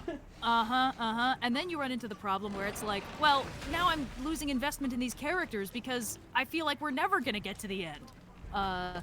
So I think when a show like sees its own end coming, it can write up like a satisfying finale, even if it gets canceled prematurely. If they get warning, like, hey, these are the last 2 episodes, they're like, well, okay, let's scrap this idea, let's rewrite something. Yeah. I've seen Earth's Mightiest Heroes did that. Like, they basically got canceled Yeah. after 2 seasons, and for their final episode, they were like, let's make this be a theme about endings and new beginnings and continuations and how this may be the end of this story, but our story continues, and also maybe let's fight Galactus. And I was like, okay, cool, I can work with this. Yeah. But on the complete other end, like, Gravity Falls, 2 seasons, and it ended exactly when it was supposed to, even though it was Disney's biggest, hottest property at the time. Yeah. Basically, Alex Hirsch was like, yep, 2 seasons. It's 1 summer. That's the whole point. It's about 1 magical summer. I'm not making you more seasons. And Disney Yeah. was like, but after 2 seasons, it's just building up momentum. And he's like, well, that sucks. Bye. Yeah. Secretly, I kind of suspect that that's when they decided, hey, let's make the DuckTales reboot, because everyone seems to really like this adventure narrative with kids and a wacky uncle. Yeah. But anyway, ending a story is scary, and having the strength to end a story, like give it an actual hard ending, is a very scary, Yeah. difficult thing to do for an author. But also, I think that some stories, serialized especially, don't need to have they need to have satisfying conclusions, but they don't need to be like the hard cutoff of we can never tell stories about these characters again. Yeah. Well, and you're right, you know, an ending is good to have. It doesn't need to be the ending, but it needs to be a point where you can feel like you have received a full story and, you know, gotten your time and effort's worth of reading. That's why I feel like even as much as like, you know, not to drudge up Game of Thrones, but the idea of like You never have even seen Game of Thrones, but you always drudge it up. no, because it's fun. Oh my god, it's so Any of us? fun. Wait, real talk. Have any of us seen Game of Thrones? No. I've read Yes! I'm so happy! I read the books and then I was like, oh, there's a TV show. Got exactly 3 minutes into the first episode and went, oh no, I am not here for this. Yeah, but it's like the idea of like a show can be good even if its ending is shit. It's like, then what was the show about if its ending was garbage and, you know, it just ends up amounting to nothing in the end? What was this show really about this whole time? Why were we doing this? And then it's like, you know, oh, the books are still really good, you know, valid if you're into that kind of stuff. Not even to get into the many reasons why the Game of Thrones story is problematic outside of, you know, the fact that the TV show's ending was botched. You know, can you even end a series like that in a convincing way when it's so sprawling and massive? I'm not really sure it's doable. Like, you know, we talk shit about, you know, books like, you know, J.K. Rowling's new stuff, but like Harry Potter 7 ends really well. It ties Except a for the lot of epilogue. stuff together. Yeah. It's a okay, maybe not. Just the epilogue. The epilogue, no, the epilogue is stupid because, well, okay, I have a lot of thoughts on the epilogue, Well, but overall, yeah. Book 7 is a good ending. Yeah, Book 7 as an entity, even if the epilogue has issues, Book 7 as a thing is enjoyable and good and beloved by, you know, many readers. So it's the case of the fact that Endgame was even like half decent is kind of a miracle compared to the other big name series that, you know, that ended in 2019. And isn't that Endgame has a lot interesting? of problems, but Yeah, it's but- really hard to end something well when we're so wrapped up in like, oh wait, but what about more? What if we have this giant ass story? It's like, well, giant ass stories are hard to do well. That's why there are only a handful of epics, you know, in world literature that are super fucking long, because only a handful of them are worth reading the entirety of. Well, and also they Endgame end. was interesting. Yeah. Yes, they do end. Endgame, I think, is a very interesting example because I haven't really sorted out all my thoughts on it. It's functional. That's the way I Yes. can describe it. And it's fun. It totally worked. It ended that chunk of Marvel. It killed off some characters who, you know, maybe or maybe not had time to get their actual potential explored. And it resolved some arcs, and it finished up some things, and it inextricably changed the world. It hit all the buttons of what an ending is come on, supposed I was to do. supposed to kill the other guy too. Fine. And it was thus functional. It was a functional ending, and my complaints about it are largely superficial and/or I feel like they threw a dartboard at minor characters we can afford to kill off, and you know, whatever. That's something else. And then I feel like also they kind of there was a little bit of, I think, ludonarrative dissonance between how much the studio cares about Iron Man and how much the people in the universe probably cared about Iron Man, realistically speaking. Yeah. But that's whatever. That's fine. You know, give him a big old send-off. I don't care. But what's interesting to me is how after Endgame came out, everyone was kind of like, yep, that was a movie. So anyway, have you seen The Mandalorian yet? And it's just like, yeah. It was an ending, and it happened, and it didn't really seem to leave much of an impact beyond, yep, that ended all right. It wasn't bad. It wasn't spectacular. It just kind of happened. Yeah. And then, you know, Star Wars did kind of, well, very different. Very different Star Wars is Different ending. Star Wars is the third in the set of like big things that ended in 2019. But that one also, like, it ended and everyone was like, okay, cool. Hey, did you see The Mandalorian yet? Yeah. And it's, you know, like, it ended and everyone was like, wow. But then everyone was like, holy shit, Mandalorian. Holy fuck, Clone Wars final season. Like, that's the things everyone cared about. Yeah. They wanted to see how those go. And, like, Clone Wars is wrapping up as we speak. And, judging by Twitter, some shit has gone down. But I need to that's get not on an that. ending. That's like the beginning of the beginning. Yeah. You know, it's the end of the beginning, as it were. And everyone is way more hyped for that than, you know, Rise of Skywalker. Anyway, stories are complicated, but ending them, I think while an ending is like really, you have to nail it on a certain level because Game of Thrones' ending has turned a lot of people off the show like forever. Yeah. Like there were people who were like, I'm gonna watch it when it ends, and now they're like, never mind, bullet dodged. Yeah. And by people, I mean me. No, same. Yeah. But then, you know, like with Star Wars, the ending was like, well, at least we still have the original trilogy and Clone Wars and The Mandalorian season 2 when it happens. Yeah. And then with Avengers, it was like, well, okay, that sure was a thing, and now Disney is kind of trying to be like, wait, come back, we have more movies coming. Don't you want to see the Black Widow solo movie that happened on her summer vacation before she died? Yeah. Wouldn't that be fun? It's like, no, Marvel, too little too late, bitch. Anyway. Yeah. Sorry, a lot of thoughts on this. It's just kind of like, you gotta nail the ending at some point, but the ending is almost never going to be the most memorable part of the story. You're going to remember the way, how you got there, and then you're going to be, like, relieved during the denouement, but you're not exactly going to be like, oh, man, and that bit where Gollum fell into the lava, that was my favorite part. You know, that's nobody's favorite part. That's just the most technically important part of the story. Yeah. It ended the But story, what but that about the doesn't... Eagles? Yeah, damn it. Why couldn't they just do the ring? It's like, guys, they couldn't do the ring because the Eagles were powerful beings, which meant the ring could have corrupted them into malice, just The like whole Gandalf. point is just that the hobbits don't care that much. And they just want food. That's the one desire, wait, hang is on. they Sorry, just want food. Yellow popped into the chat to ask, does that say something about... Hold on, I have to pop back between because the text is really small. Declining cultural significance in the saturation of entertainment.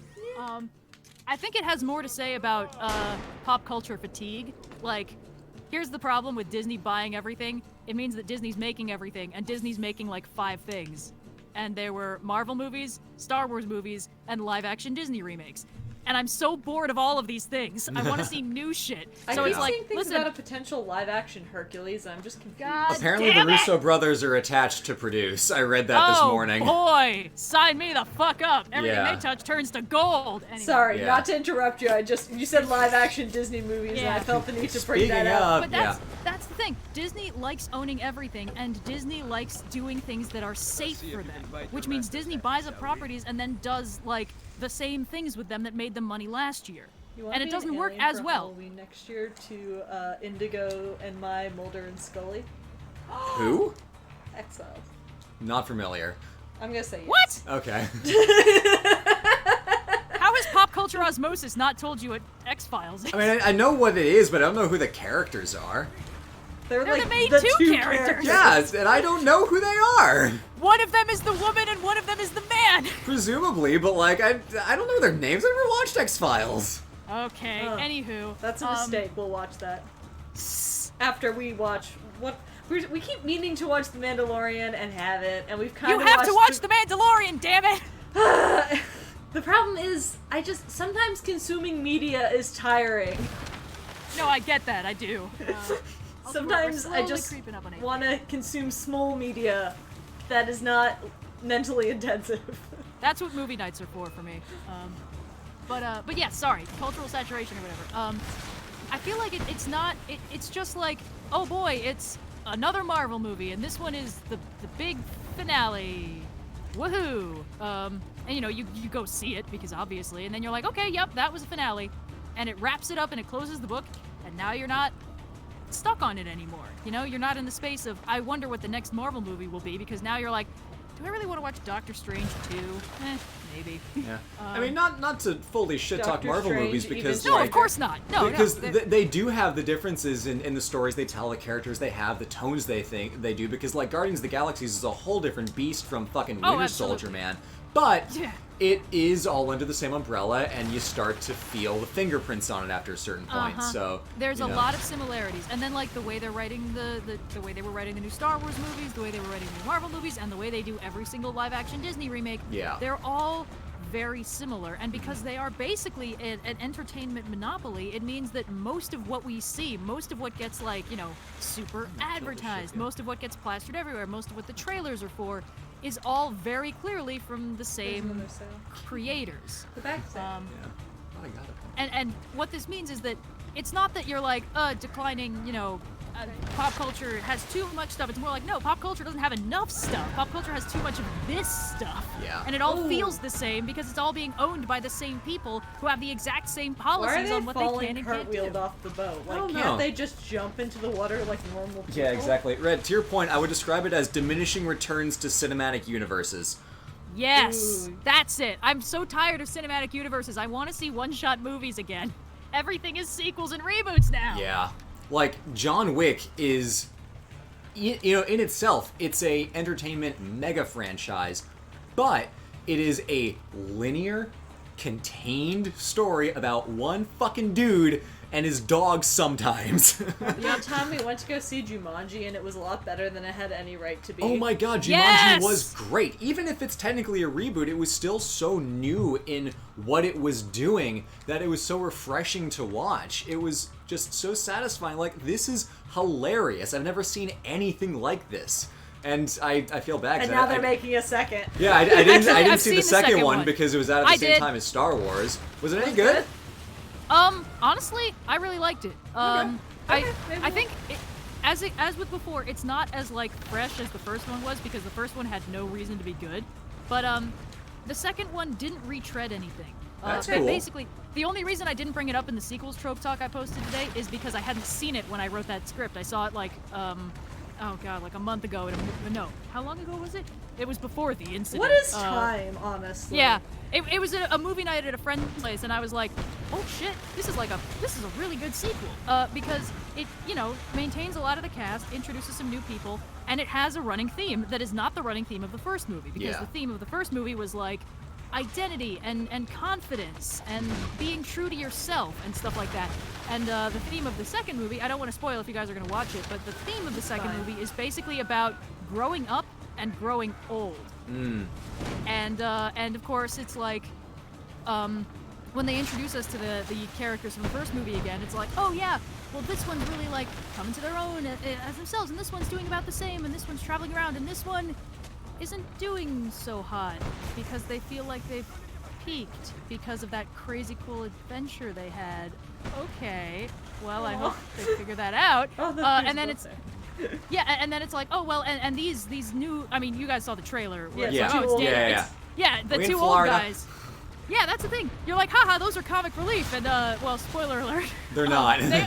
Well, they are. It's just like they've kind of got this amusing feud because like they own like a restaurant together, and then one of them was like, we own that restaurant for 30 years. I want to go like get married and you know, do something else. And the other one's like, oh, I can't run this place by myself. You're forcing me into early retirement, basically. I'll guess which one is Danny DeVito.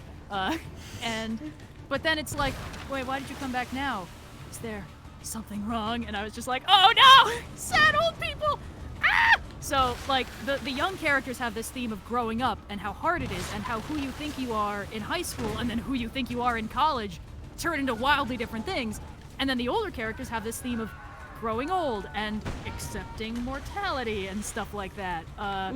And it's all stuff that wasn't in the first game, which was basically just Really like, if you die in the game, you die for real. And also, Dwayne The Rock Johnson is here. So, you know. This one is more, it had no reason to, it had no right to be that, it had no right to make you feel those things. Yeah. Exactly. Yeah. Yeah. It was like, I'm here for Jumanji, man. Also, like, they successfully changed the setting a little bit. I mean, it's exactly what you expect from the sequel to a hit video game. They like, should play Zathora next, obviously. I remember when that More like- movie came out. That movie was a trip. I had that game. House in Space I wanted freaked her me reading out. a book. Loose Big- cannon, funny. But yeah. So Sorry. it's Yeah, media no, it's monopolies are bad, which is why it's Yeah, ever they're more just bad important to for media. create. And it's a testament to, you can throw a lot of money in a project, and even if it's like still pretty good, it can lack a depth that someone with a pen and a good idea and like a couple days of effort can write out in like a poem or a short story. Having a studio behind you does not mean that you can tell a better story than someone who just has a good idea and is willing to put in the effort to create something good. There's nothing that says you need all of this like fancy window dressing to be good at creating art, whether that's visual art, whether that's music, whether that's painting or acting or an audio drama or whatever. The barriers to being able to create something are so low, and I feel like we have this backwards perception that creating stuff is what like the rich media monopolies do. We just kind of consume it. Like, no, all of us have the ability to create things, and just because they don't get put in front of massive audiences doesn't mean that they don't have so much value to us, to the friends that we share it with, to whoever else. I don't like the idea that something has to be the most popular show to be worth anything, Right. Also, I promise you, the rich media monopolies are not the ones creating that art. They're the ones buying the licenses to that art. Yeah, And then good point. licensing more of it. Because it's like, oh god, I'm still so fucking angry. So, YouTube, a lot of advertisers kind of pulled back their advertising during the incident because, like their stuff is closed. But that means that like the selection of ads I've been getting has been a lot narrower. And I've been getting a bunch of ads for Disney Plus. And they all start with this like clip montage of like, oh, these characters are reaching out to each other from all these different movies. And the text overlaid is the world's greatest stories. And I'm like, don't say that like it's your doing. That's a fucking Marvel movie. Or whatever. Yeah. And it's just like, listen, this is not something to be proud of. You bought the rights to good art. That doesn't mean you get the credit for it. It's like fucking Elon Musk owning Tesla again. But that's a rant for a different time. See, I only get YouTube ads and stuff for the things I have already purchased. Oh.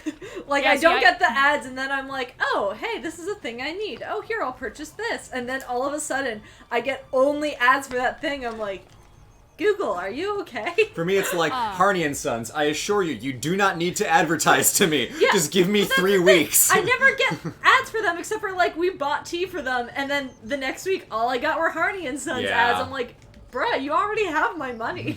Like, Yeah, see, I turned off ad personalization because I don't like that, so I just get random ads for shit. So it's That's like, fair. here, Disney Plus, here, manscaping, here. oh, I get that ad a Beverly. lot too, and I'm like, trust me, you're Yeah. not in the right place. Yeah. Those ads are hilarious. They are, yeah. But oh god, media monopoly stuff like that, Disney. Yeah. There was a thing I wanted to say. There's kind of this paradox in the creation of art, which is when you make something that gets successful, it's usually something new and interesting and creative. It doesn't even need to be new. I mean, like, fucking Mandalorian is like trope out the wazoo, but it's still fun because it's well executed. Who was it who said a simple meal well made? But basically, your art like gets pasta. yeah. Everyone loves pasta. Everyone Mandalorian loves is some bomb-ass pasta. Hell yeah. But basically it's like, okay, you take a story, you made a story, you made some art, and it's really successful. And that means now you're successful. And that means now well, what do you make? Well, okay. So the paradox is this thing that you made got so popular because it was something that people wanted to see and also that people weren't tired of. So, now that you are successful because of this thing, do you make more of that thing that made you successful? And that's usually the impulse. It's like, okay, well, that worked, so I should do more of it. But that turns into diminishing returns because, like, even if it's like... I can explain this in a second. Sorry. Finish. Oh, well, even if it's this story that you love and you want to see more of it, you want to see more of it with, like, interesting changes. You know, you don't want to just see these characters playing out the same thing over and over again. You want to see them interacting with different environments and doing different things and growing in different ways. Because if you were just happy to see the same story over and over again, you could just watch the first story again. It's still there. Yeah.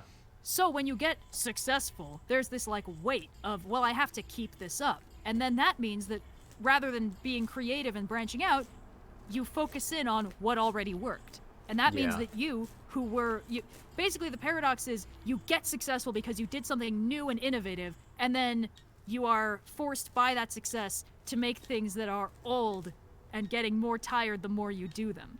And thus you have a spike and then a slow decline if you would keep that up. And the people who don't do that are the people who keep experimenting and branching out. And the thing that bugs me so much about Disney is, especially under their current management, they are playing everything so safe. They're like, okay, the live action movies make us like $1 billion every time. Nobody actually likes them exactly, and nobody would rather have them over like some cool new thing, but they make us $1 billion and we don't need to do any work writing the script. Yeah. So,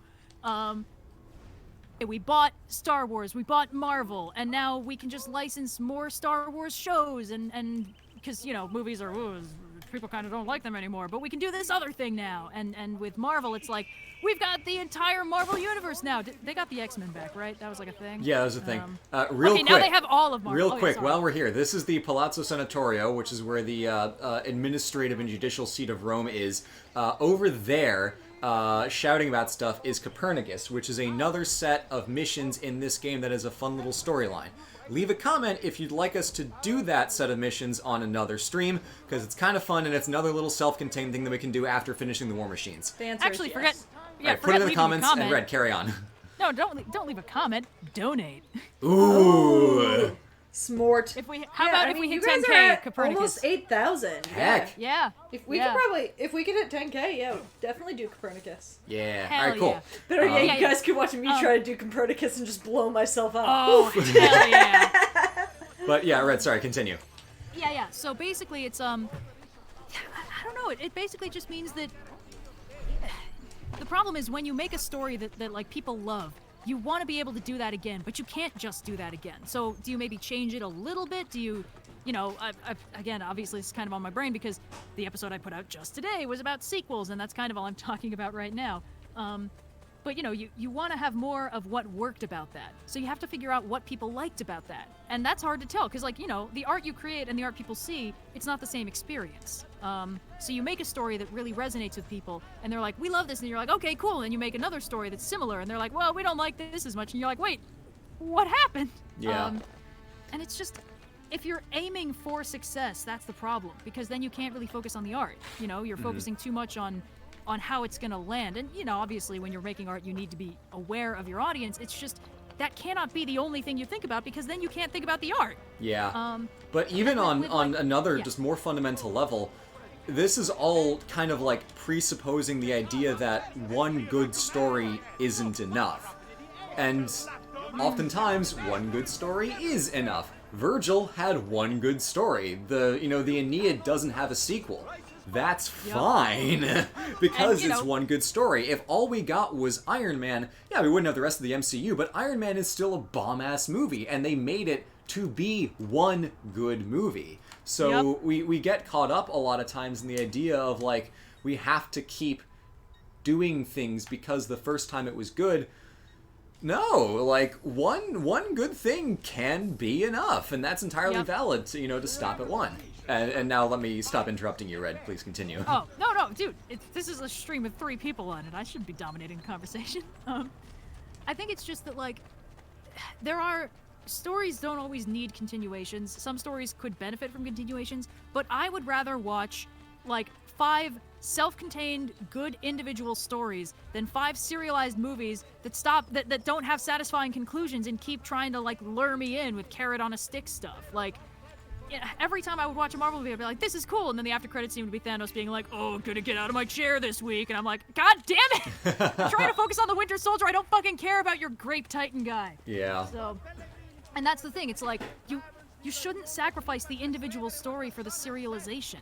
And this is something that drives me crazy about a lot of like long-running stories I've read, where it's like, listen, I know you want to keep me invested, but if you keep me invested by keeping the characters like unhappy or the situation miserable and off balance, or like, oh gosh, everything's a cliffhanger, I'm just gonna get tired. Yeah. And I'm gonna lose investment because you're tiring me out. So, you know, like little victories, breathers, break points for the characters, just like something where it's like, that was a win. That was a good thing that happened, and now we can take a break and like nap or something. I mean, I think I've talked about that the reason why I couldn't get through the Dresden Files books is because, like, they are so exhausting.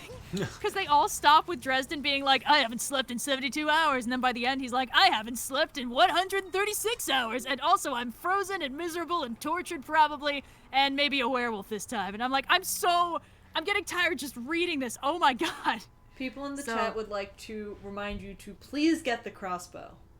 Get the crossbow? Okay, I will get the crossbow. You don't have to. No, I'll do it. I'm a man of the people. Let's get a crossbow. Yeah. Because wait, how much money do I have? I probably have enough money for the crossbow.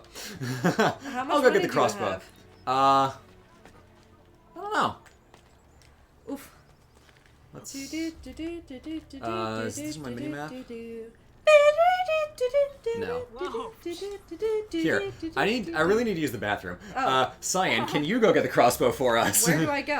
Follow the icon on the map, the little hammer. Oh, the hammer? All right, I'll be back in like a minute. Wait, how do I jump again? Oh boy. Right trigger and X. Oh, shit. Godspeed. Well, this is gonna be fun because I can't see this in real time. Hope it's going well. Wait, what happened to the thing that tells me what I'm pushing? Oh, he got rid of the thing. There's usually a little thing in the top right corner that tells you like what the buttons do. It's gone, no. and I don't know how to bring it back. So prepare. Well, all I can do is run and jump. And I think square kills people.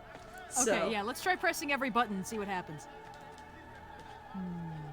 Oh, they do different things when you're holding the trigger, and that's why the little thing is really useful. Okay, Oh, that how one confusing. calls your horse. Can my Oh, horse whoops. find me on top of a building? Oh shit. Wait, one of these is heal. I think it's this one. Huh. I don't know. Okay, is this my horse? Can it be my horse? Yeah, it's my horse now, boy. How do I get out of here? All horses are your horse. This is Fred. All the white horses are Fred, so as long as it's a white horse, then I'm riding Fred. And now I'm going to ride Fred over a bunch of people. Now, where'd the hammer go? Oh, it's behind me. Never mind. Wait, hold on. Oh, whoops. Hit, heck. Hello, guard. Don't mind I'm me. getting Witcher I just don't flashbacks. know how to ride my horse, Fred. What? I'm Get so out of my surreptitious. way! Or Nobody I'm knows where I probably am. gonna land on you. Oh wait, here. Haha. This has the hammer. This is the hammer place. Cool. Press We triangle found the to hammer shop. place. Weapons. No, wait, there's a different button that says crossbow. Wait, okay. Triangle. Crossbow. Try not to stab the shopkeeper. That could Select. be bad. This one's X. Yeah. Yes, I want to buy the crossbow. Haha, I got a crossbow. Woo! Okay, we're gonna Mission get on complete. this. I don't know where I'm supposed to go now. Well, how about we find the most awkward position to be in when Blue gets back? Yes. Hold on. Yeah. Nope. Get down there.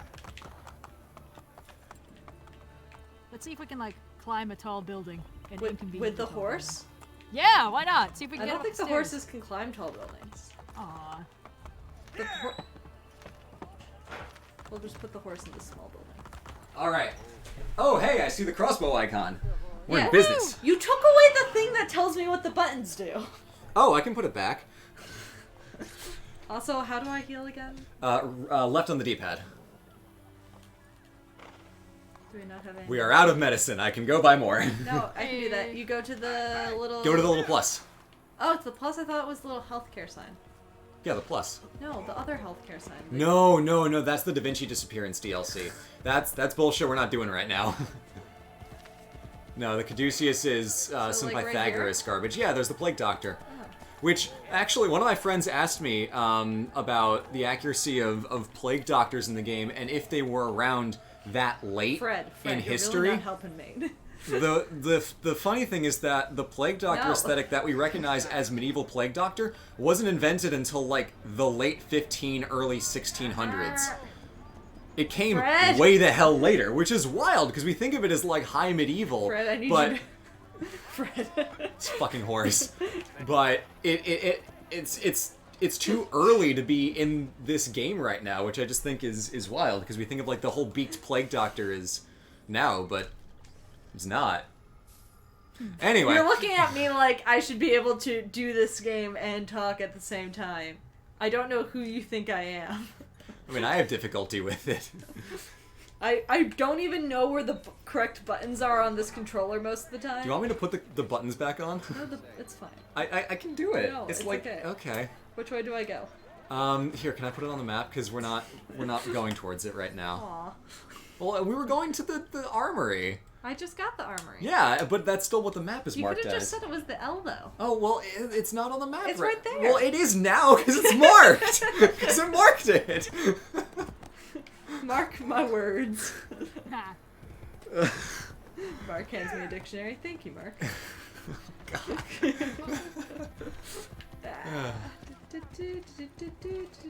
This game is fun because it has just a buttload of side stuff to do, but the downside is that it's map salad, which becomes a problem as more Assassin's Creed games go on. Revelations is really bad about this. Assassin's Creed 3 is really bad about this.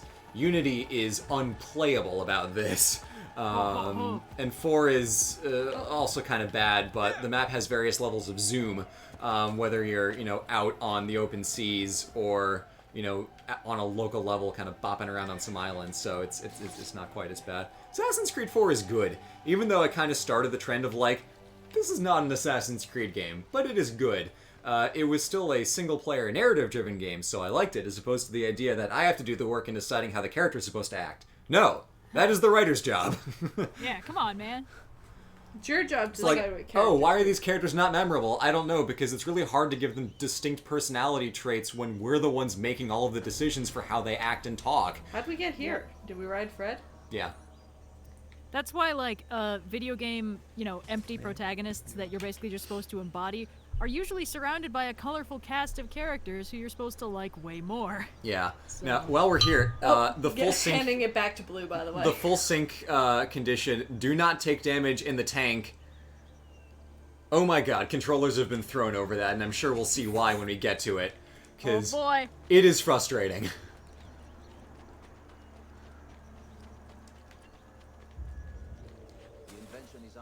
Ready there? I think so. Okay. People occasionally Snapchat me, and I'm just very confused because I don't really use Snapchat, but I have it. But I'm always like, why are you Snapchatting me? We communicate regularly through other mediums. Why is this the medium you're choosing today? Because it's never like pictures. It will be like text things. People will just like text me on Snapchat. I'm like, but you have my phone number and my Facebook. Oh, man. And my A friend of mine mailing was- address. Like, why is Snapchat the one you choose? A friend of mine Snapchats me pictures of her dog, but she also knows I never check Snapchat, so then she also sends me those pictures of her dog on Facebook Messenger. Ah, there we go. That's a good friend. Yep. Part of good communication is knowing how others communicate. As in, don't Snapchat me. Yeah. I think, I never used Snapchat, and I also didn't, understand Snapchat. So a few friends of mine, added me on Snapchat in college, and I'd be like, that's a cute picture. I want to save it. And I would, screenshot it. And that tells them. And, one time they were like, why do you screenshot so many things? And I was like, because I treasure our memories together? What? So, yeah, there's, Snapchat etiquette nobody told me about that I just didn't know. I used it for a little while. My favorite thing to use Snapchat for is, if you're taking a train, it sometimes has the speed filter. And you could just, be like, I'm going 200 miles per hour on this train. But Woo. that's, the only time I would use Snapchat. Yeah.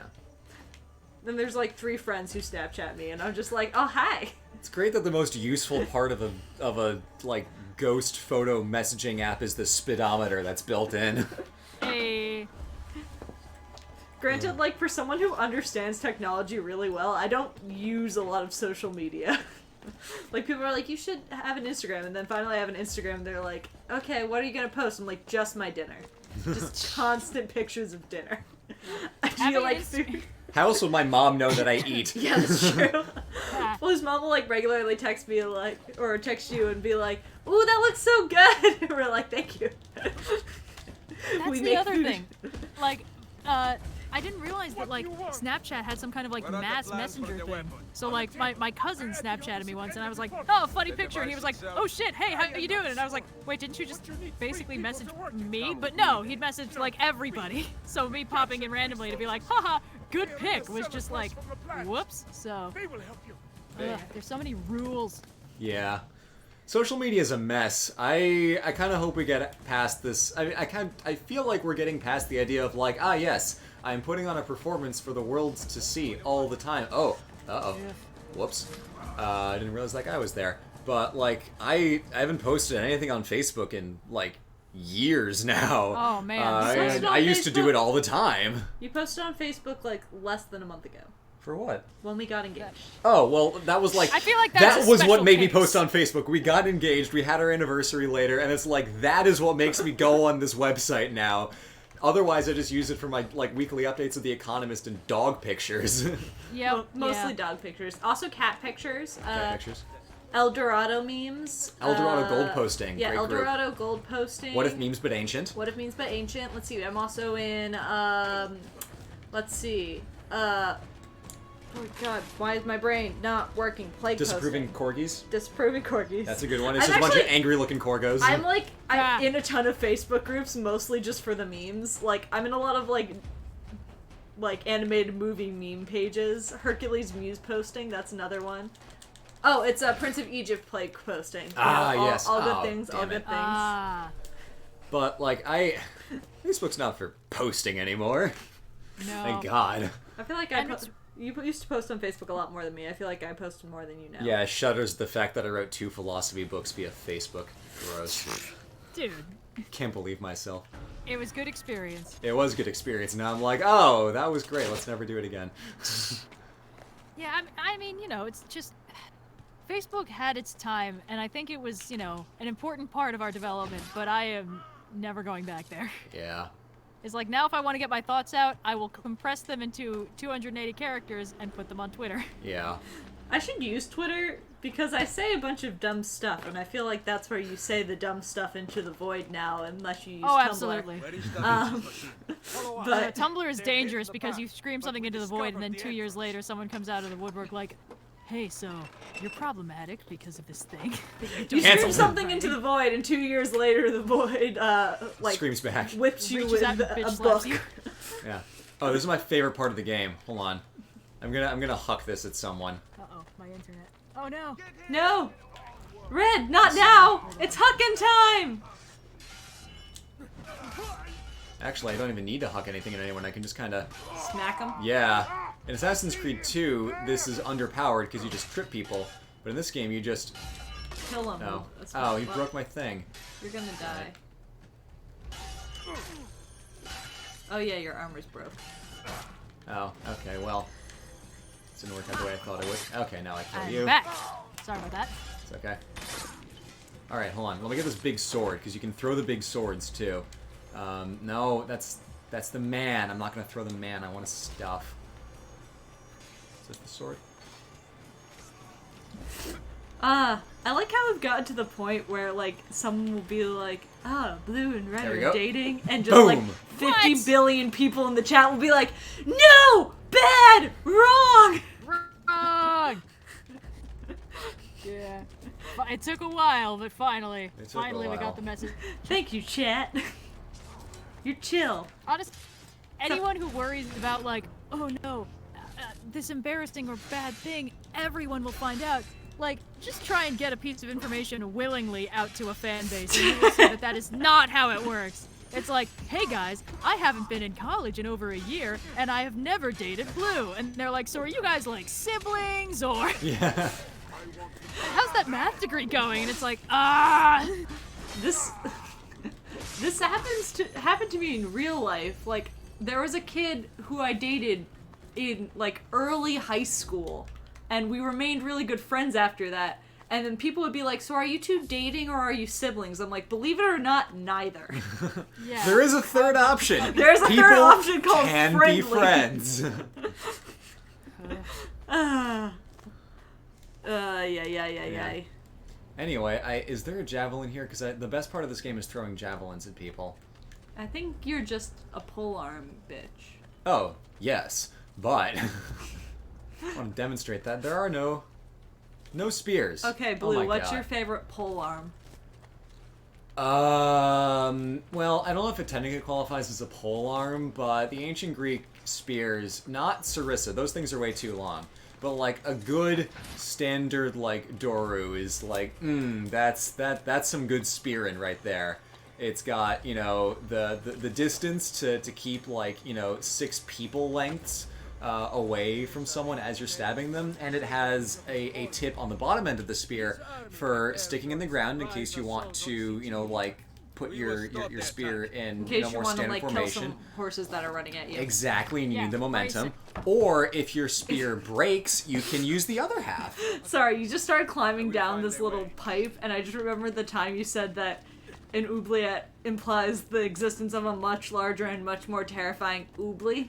Which implies the Yeah. existence of An even larger. a larger and like brain-threateningly horrifying oob. Isn't that the thing they put Bruce in The Dark Knight Rises? Something like that, yeah. I'm pretty sure an oob is just like a dungeon. An oubli is just someone's basement. Wait, do I need to? Oh, I need to turn the thing for these I like how they're dumb not like, mercenaries. oh, you can't go in. It's like, don't go in here, you're gonna die. But just like, ooby. You know when you try to go somewhere, but there's this white light that stops you from progressing? I mean, are you talking about when you get so dizzy that you almost pass out, or are you talking about the sun?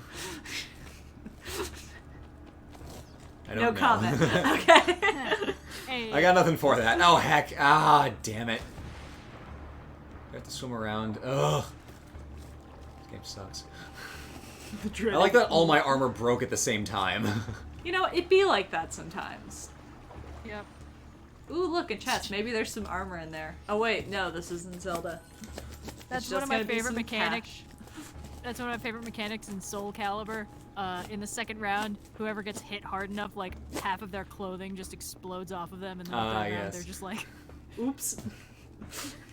"Oh no, my entire shirt!" What? It's like Samurai Jack. Like, he never... Like, if he makes it through a fight and his shirt's still on, like, man didn't break a sweat. Samurai Jack has like 5 different stages of dishevelment, and the last one is literally just underwear Yeah. and like no ponytail, Like- hair just completely loose, covered in anime scratches.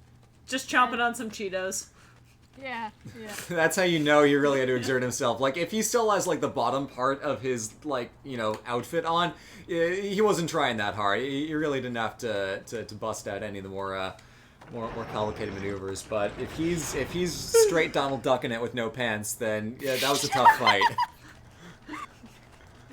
You're the Donald Ducking it or Winnie the Poohing it, depending on how just how like oblivious you are about the Yeah, fact that you yeah. are not wearing bands. And how censored you are by the People's Republic of China. Oof. I feel like that one graveyard fight episode was literally just so they could be like, okay, it's a 20-minute episode, which means every 4 minutes he enters a new stage of dishevelment. Whoops. The first episode of Samurai Jack is still, like, kind of the best. Yeah. Because he goes through that whole 10-minute silent training montage. It's so good. It's Gendy at his best because he's not fucking around with words. It's just pure animation, and it's awesome. People. Honestly, yeah. Sorry, people were wondering what the weird swatting noise is. I have a fan, like one of those folding fans, and I'm just like kind of playing with it, which makes weird swatting noises in front of the mic. Oh. Sorry. Yeah. Yeah, So no. this is where we're not allowed to take any damage.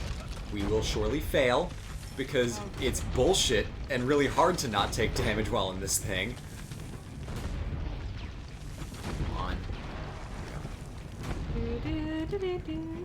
Yeah, if there's ever random sounds, just assume it's probably me doing some bullshit, forgetting that there's a mic that picks up all the random sounds in the apartment. It's also just a very small apartment. Yeah. Also, there's no way the tank would have actually been going this fast, because this would have had to been, like, hand cranked. There are no motors anywhere in sight. No, I'm pretty sure it's just, like, you and the two mercenaries just, like, jogging in the bottom. We were watching How to Make Everything attempt to make a dandy horse. Oh, fuck. Yeah, see, boom. Tank damage. Full sync gone. We didn't even get to the tank fight at the end. This mission's horseshit. One of the community developers, or former community developers for Assassin's Creed, Gabe Graziani, wonderful man. Gabe! He's great. Is it like Ubisoft Gabe? Yes. He posted a picture with the caption, "Sweet Mother of God," with this mission, full sync, Hell on Wheels, did not take any damage while in the tank, and everyone's like, "Oh my god, Gabe, you legend, you did it." I remember it took me 4 straight hours of doing this mission and nothing else to get full sync, not taking damage in the tank, before I actually got it. It was one of the most frustrating days of my life, because you can't just reset the checkpoint, you have to do the entire mission over, and it's like 20 minutes to even get to this point. Oh my god. Awful game design. Also, I like your unlimited ammo in this thing. Yeah, they're generous about that. Ooh. Like, yeah, sure, checkpoint reached, but like, I've still failed this full sync objective. Go destroy Chesapeake's war machine. Can you just, like, drive over these guys? I'm gonna. Nice. I mean, Nice. terrible, but also nice. Yeah. So, back to Da Vinci stuff. This is where the gears would have been busted and not worked if... Oh yeah, you can see our machine's kind of got some holes in it. This machine would not have worked in the slightest if built to...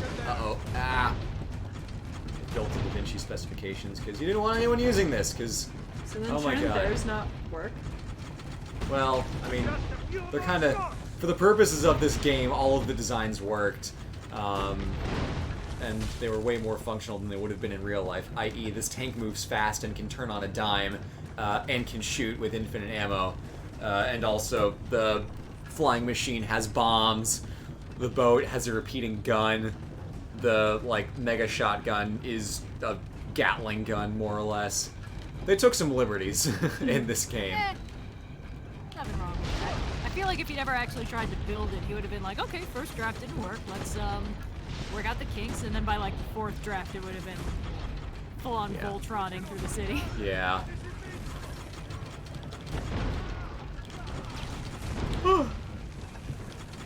Okay, I'm right back. Yeah. And you have to keep moving, otherwise they'll get you. That's the problem with, like, quarantine weekends, is, like, I'm like, oh, it's Friday, it's after work, I'm ready for bed. Except for the thing is, I do that in, like, non-quarantine weekends, because I'm not cool and I don't go out. But, like, this doesn't make it better.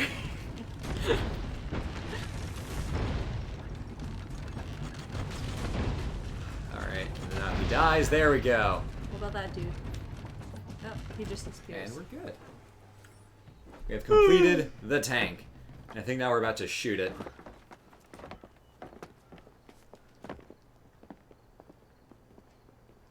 Oh, is that it? Oh, okay. Ah, yes, we use one of the cannons to shoot the tank. Cool, cool, cool. Useful.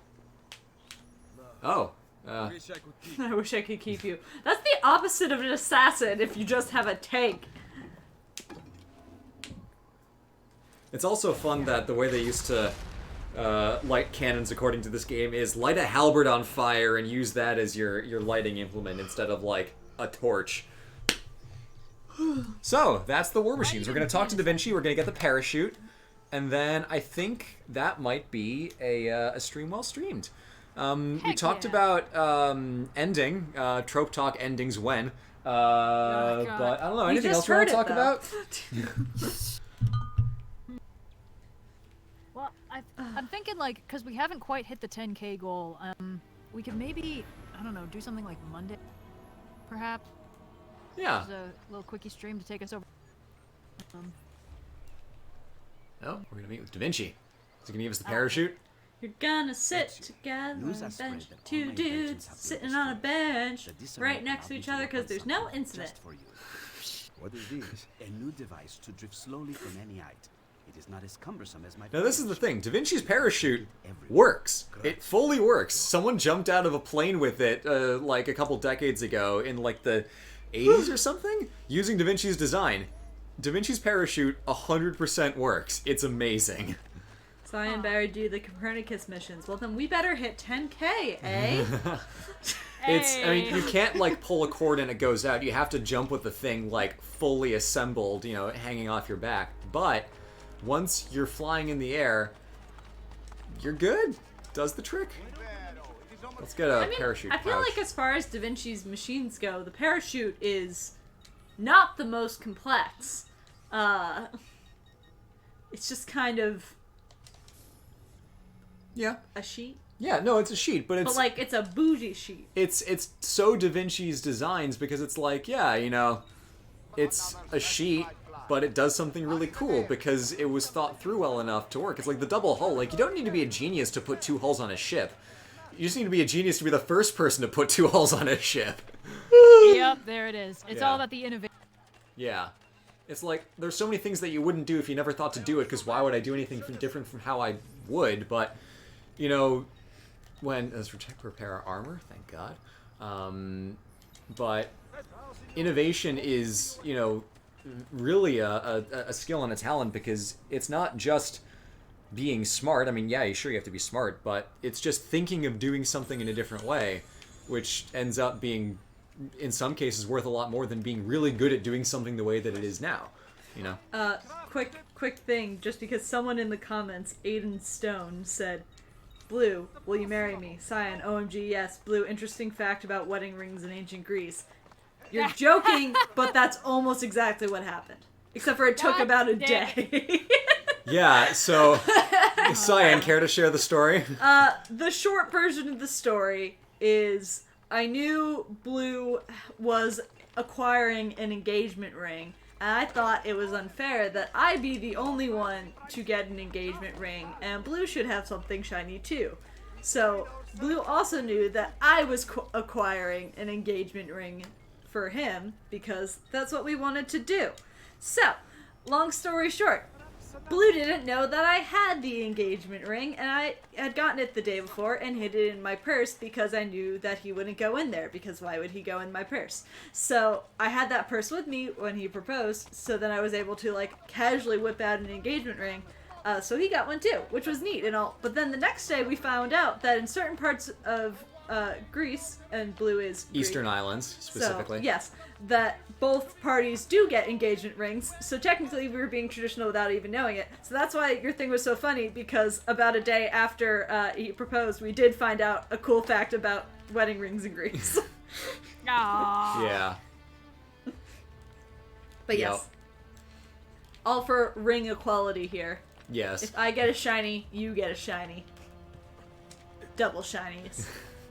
Double shiny. Well, like, it's not fair that, like, I be the only one that get a ring. Like, what's the point of that? Like, oh, cool, you proposed to me, so I get a ring, and now you get to just, like, chill without a ring? Now wait, peasant. Yeah. It's like, no, you get one too. Boop.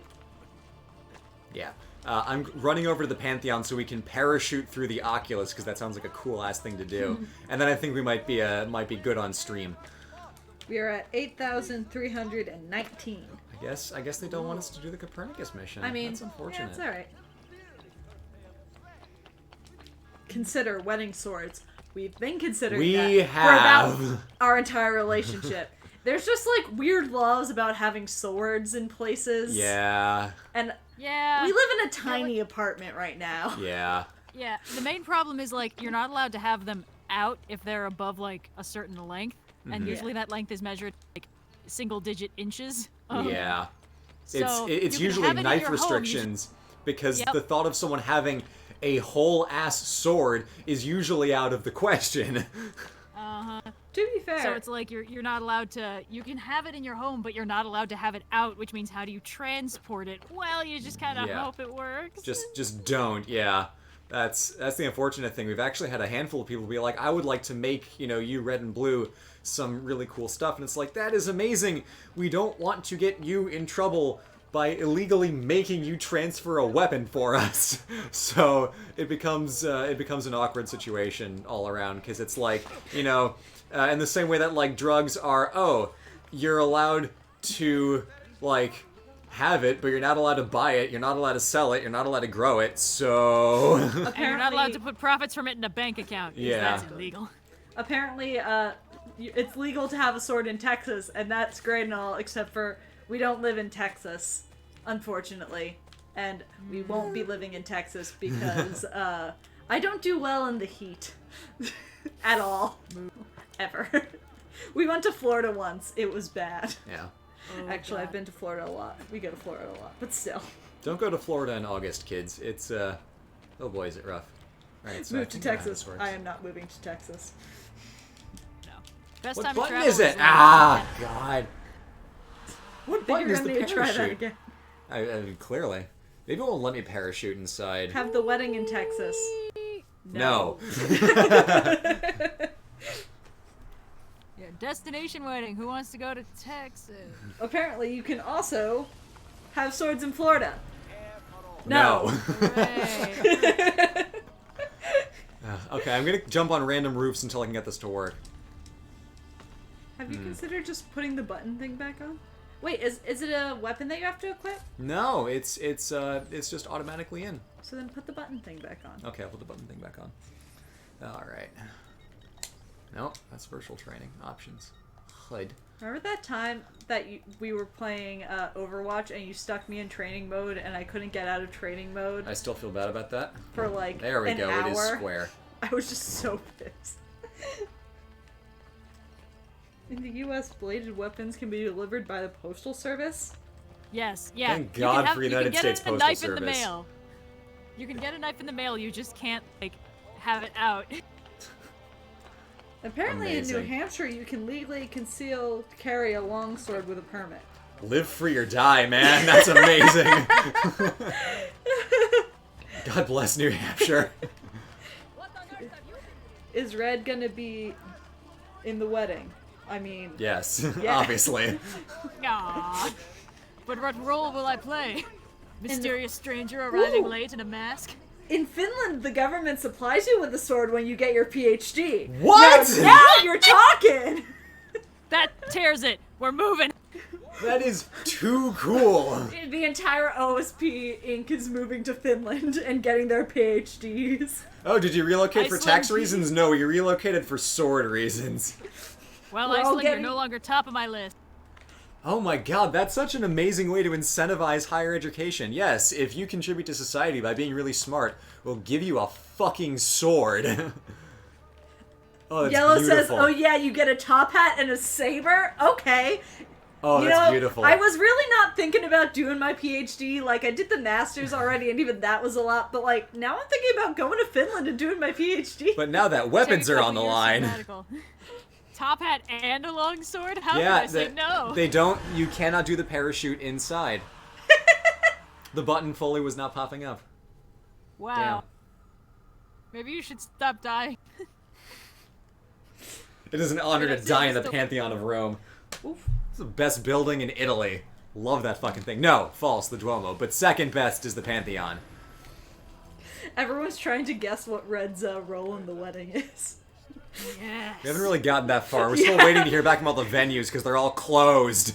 Because the Yeah. Backstreet Boys tour is booking all the venues. And I haven't been out of pajamas in like a month and a half Ugh. now, so. It's a good thing you guys But don't, what- like, do vlogs. Otherwise, it would be like, I let the live stream chat plan our wedding. Oh. Not God. clickbait. Yeah, we're not. We're not. Gotta separate the work and life a little.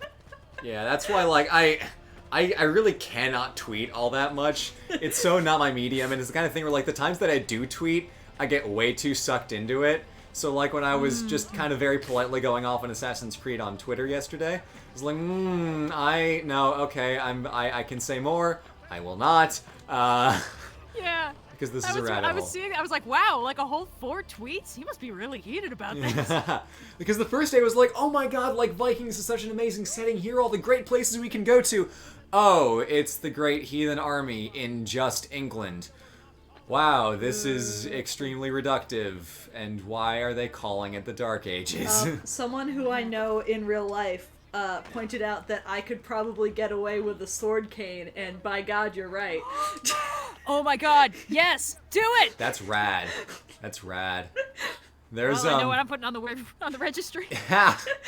Red's making the wedding registry. The That's wedding- the roll. The wedding registry Oh, no, is no. regular Bad like idea. appliance shit. Then there's like It's the just a stand mixer and a cane sword.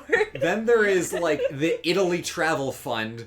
Then there's like Cleo's dining club where we just get her treats, and then there's the sword armory. But Cleo Yeah. so far only likes the one kind of treats, remember? Because they gave us some treats at Yeah. the shelter, and we tried giving her them, and she just like was not interested. Yeah. And then we got her like those like Temptations chicken treats. And then we she gave her likes shrimp, those. and she farted for days.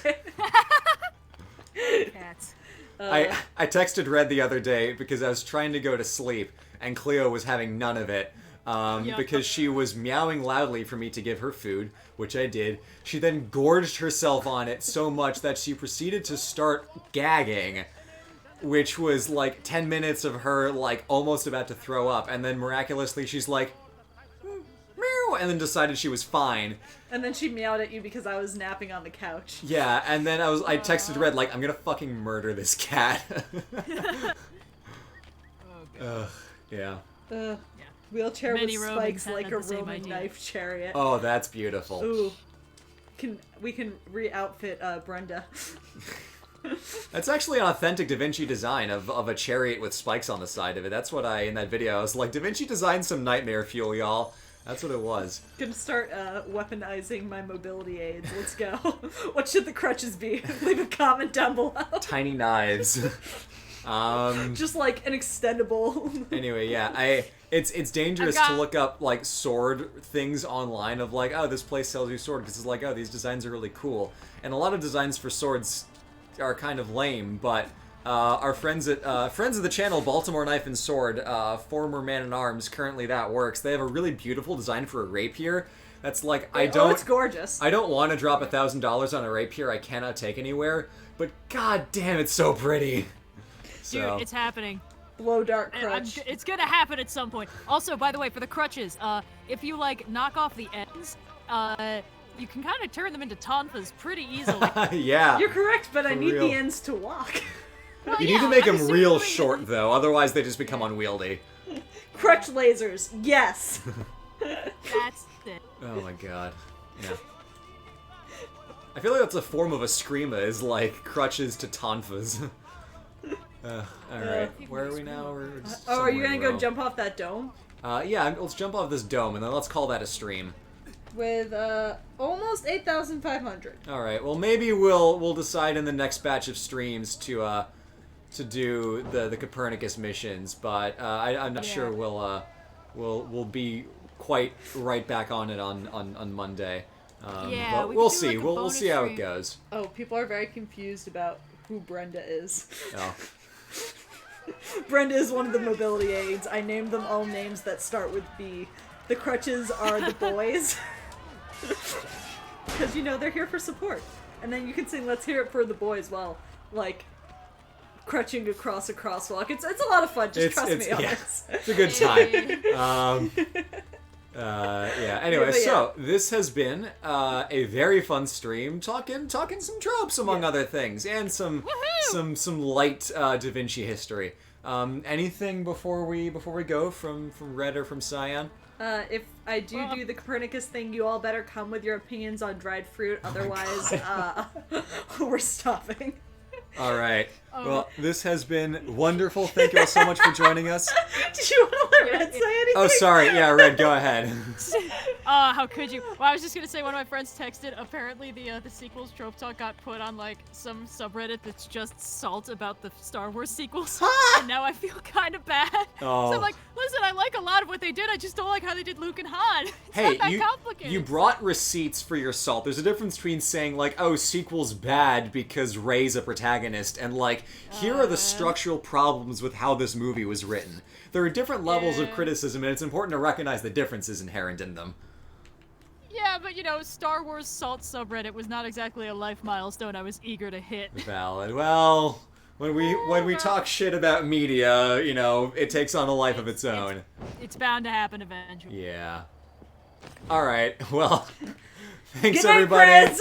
We will see you Yeah, next thanks time. for joining, Thanks to and Feeding we'll America let you know what the plan is. for being cool. Thank you to all of you who donated. You're helping give meals to kids around the country and adults, but like the kiddos, you know. Yeah. All right. We will kids. see you next time. Bye. Next time. Bye.